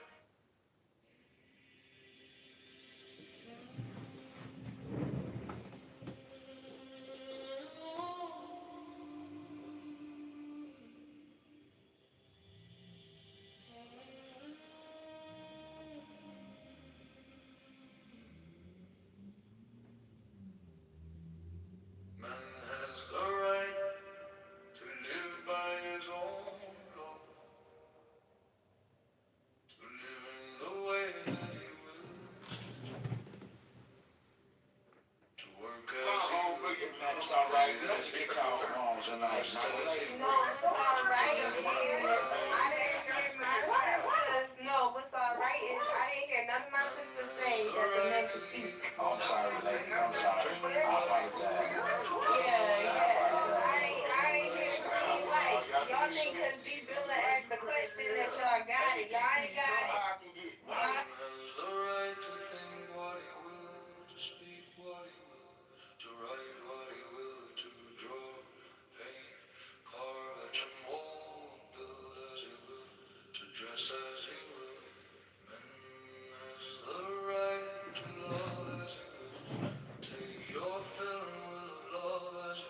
a good time, just get you like 6 tricks and you gonna have a ball. I'm telling you, you ain't gonna think about no nigga. You're not gonna think about, you gonna have a ball. I'm telling you, like, you ever been outside? You ever had a date outside sponsored by your tricks? And you ain't even have to kick. What thou wilt shall be the whole of the law. Thou hast no right but to do thy will. Do that and no other shall save me. Every man and every woman is a star. There is no God but man. The rights of man, Master Therian, Frida Buddha, Alistair Crowley, Alistair Crowley, the Master, Alistair Crowley. Man has the right to live by his own law, to live in the way that he wills to do, to work as he will, to play as he will, to rest as he will, to die when and how he will. Man has the right to eat what he will, to drink what he will, to dwell where he will, to move as he will on the face of the earth. Man has the right to think what he will, to speak what he will, to write what he will, to draw, paint, carve at your mold, build as he will, to dress as he will. Man has the right to love as he will, take your fill and will of love as he will, when, where, and with whom you will. Man has the right to kill those who would thwart these rights. The slave shall serve. Love is the law. Love under the law of the strong. This is our law and the joy of the world.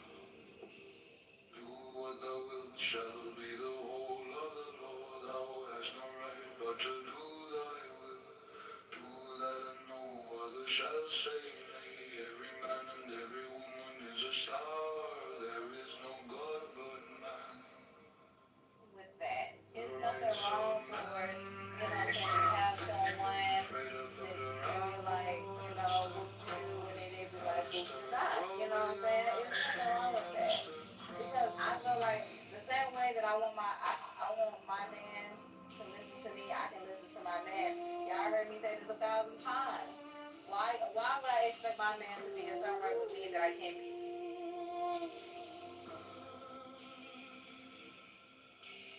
Man has the right to live by his own law, to live in the way that he wills to do, to work as he will, to play as he will, to rest as he will, to die when and how he will. Man has the right to eat what he will, to drink what he will, to dwell where he will, to move as he will on the face of the earth. Man has the right to think what he will, to speak what he will, to write what he will, to draw, paint, carve at your mold, build as he will, to dress as he will. Man has the right to love as he will, take your fill and will of love as he will, when, where, and with whom you will. Man has the right to kill those who would thwart these rights. The slave shall serve. Love is the law. Love under will, the law of the strong. This is our law and the joy of the world. Do what thou wilt shall be the whole of the law. Thou hast no right but to do thy will. Do that and no other shall say nay. Every man and every woman is a star. There is no God but man. The rights of man, Master Therian, Freda Buddha, Alistair Crowley, Alistair Crowley, the Master, Alistair Crowley.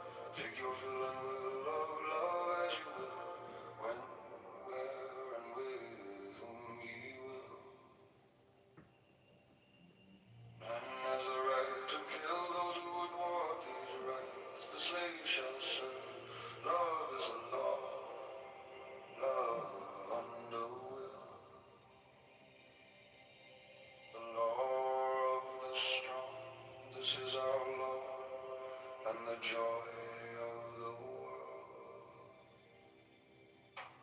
Do what thou wilt shall be the whole of the law. Thou hast no right but to do thy will, do that, and no other shall save me. Every man and every woman is a star. There is no God but man. The rights of men, Master Therion, Freda Perdurabo, Alistair Crowley, Alistair Crowley, the Master, Alistair Crowley. Man has the right to live by his own law, to live in the way that he wills to do, to work as he will, to play as he will, to rest as he will, to die when and how he will. Man has the right to eat what he will, to drink what he will, to dwell where he will, to move as he will on the face of the earth. Man has a right to think what he will, to speak what he will, to...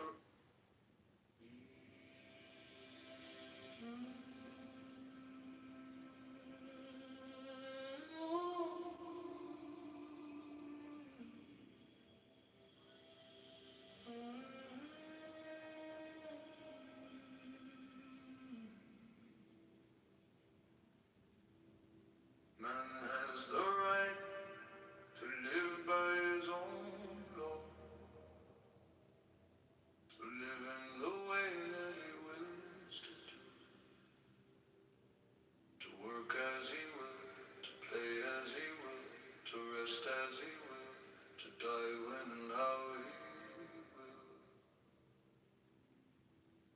Man has the right to eat what he will, to drink what he will, to dwell where he will, to move as he will on the face of the earth.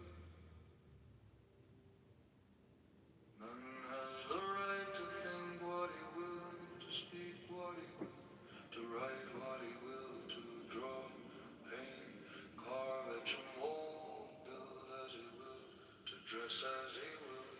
Man has the right to love as he will, take your fill and will of love as he will, when, where, and with whom he will. Man has the right to kill those who would thwart these rights. The slave shall serve. Love is the law. Love under will. The law of the strong. This is our law and the joy of the world. Do what thou wilt shall be the whole of the law. Thou hast no right but to do thy will.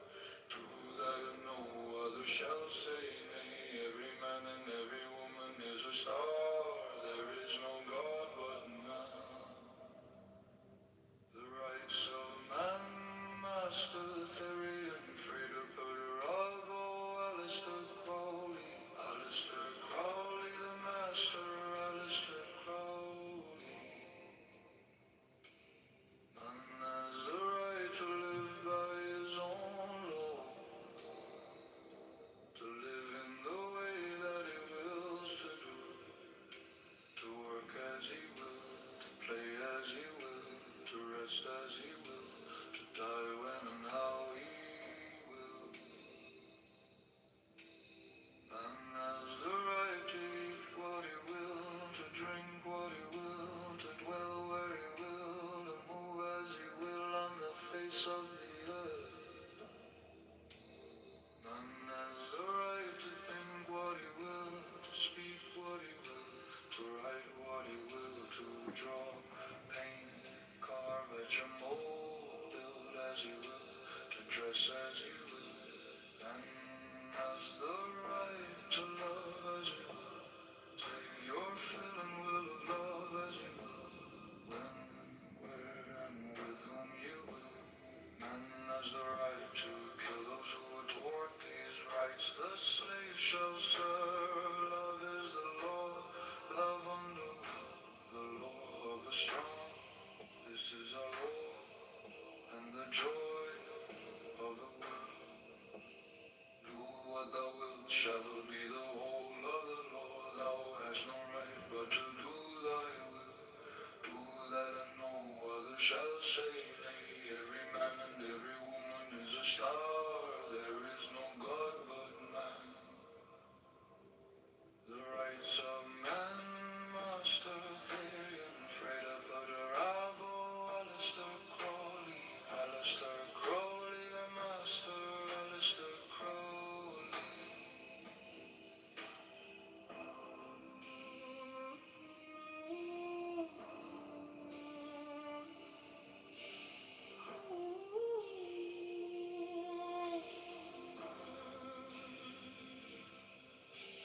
Man has the right to live by his own law,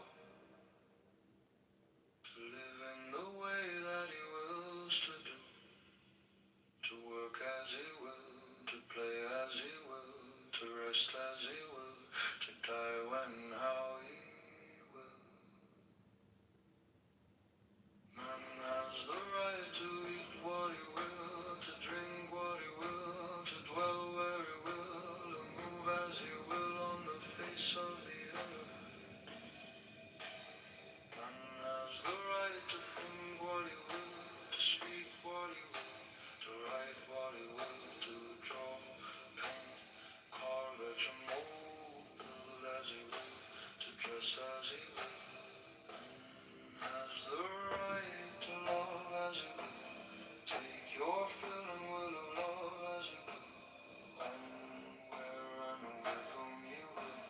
Man has the right to kill those who would thwart these rights. The slave shall serve. Love is the law. Love under will. The law of the strong. This is our law and the joy of the world. Do what thou wilt shall be the whole of the law. Thou hast no right but to do thy will.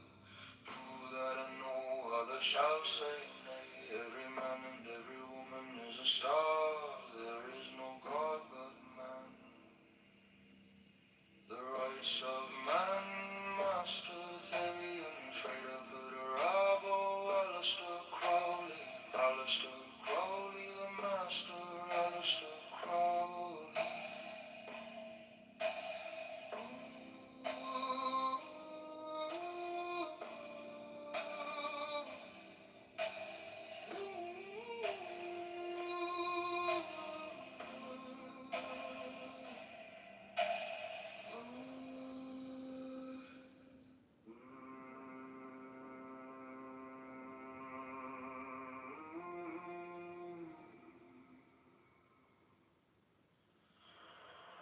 Man has a right to live by his own law, to live in the way that he wills to do, to work as he will, to play as he will, to rest as he will, to die when and how he will. Man has a right to eat what he will, to drink what he will, to dwell where he will, to move as he will on the face of the earth. Man has a right to think what he will, to speak what he will, to write what he will, to draw, paint, carve, etch, and mold, build as he will, to dress as he will. Man has a right to love as he will, take your fill and will of love as you will, when, where, and with whom he will. Man has the right to kill those who would walk these rights. The slave shall serve.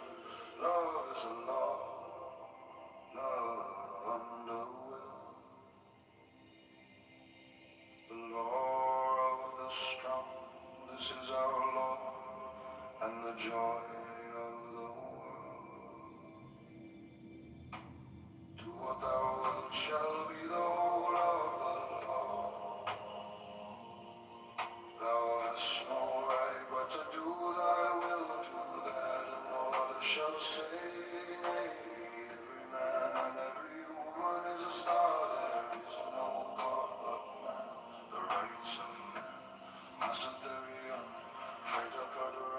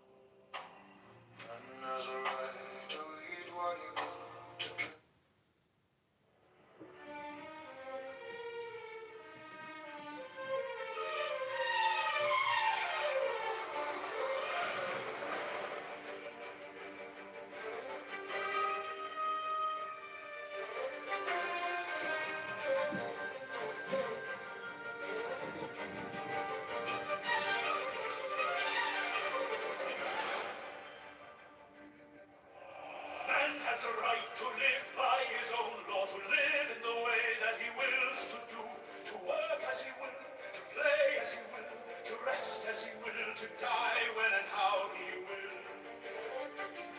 Man has the right to eat what he will, to drink what he will, to dwell where he will, to move as he will on the face of the earth. Man has the right to think what he will, to speak what he will, to write what he will, to draw, paint, carve, etch, mold, build as he will, to dress as he will.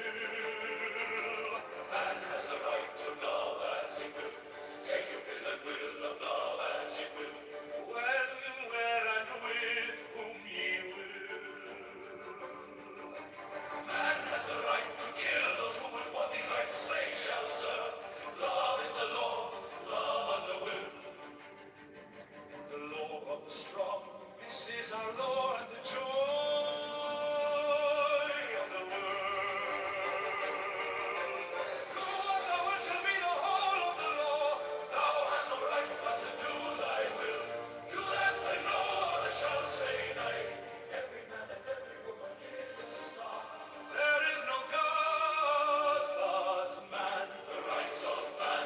Master Therion, Freya Bergerau, Alistair Crowley, the Master Man has the right to live by his own law, to live in the way that he wills to do, to work as he will, to play as he will, to rest as he will, to die when and how he will.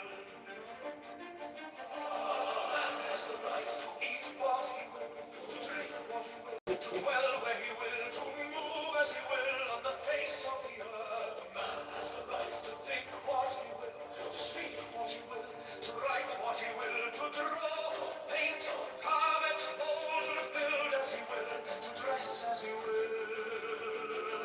Man has the right to love as he will, take your fill and will of love as he will, when, where, and with whom he will.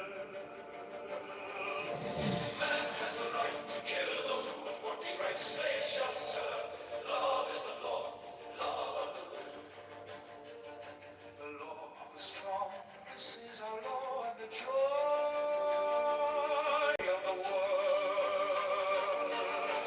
Do what thou wilt shall be the whole of the law. Thou hast no right but to do thy will.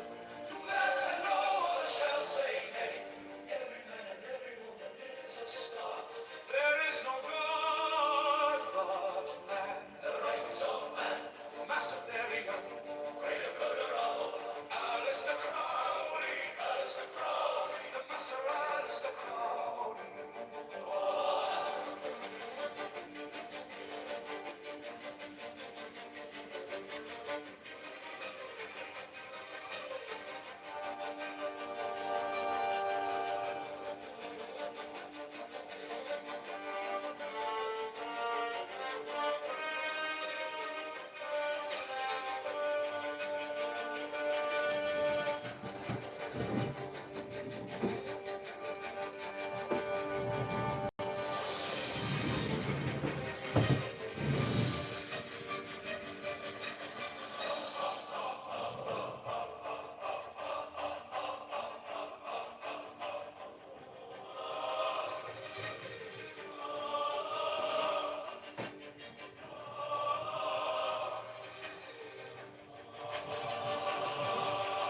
Man has the right to live by his own law, to live in the way that he wills to do, to work as he will, to play as he will, to rest as he will, to die when and how he will. Man has the right to eat what he will, or to drink what he will, to dwell where he will, to move as he will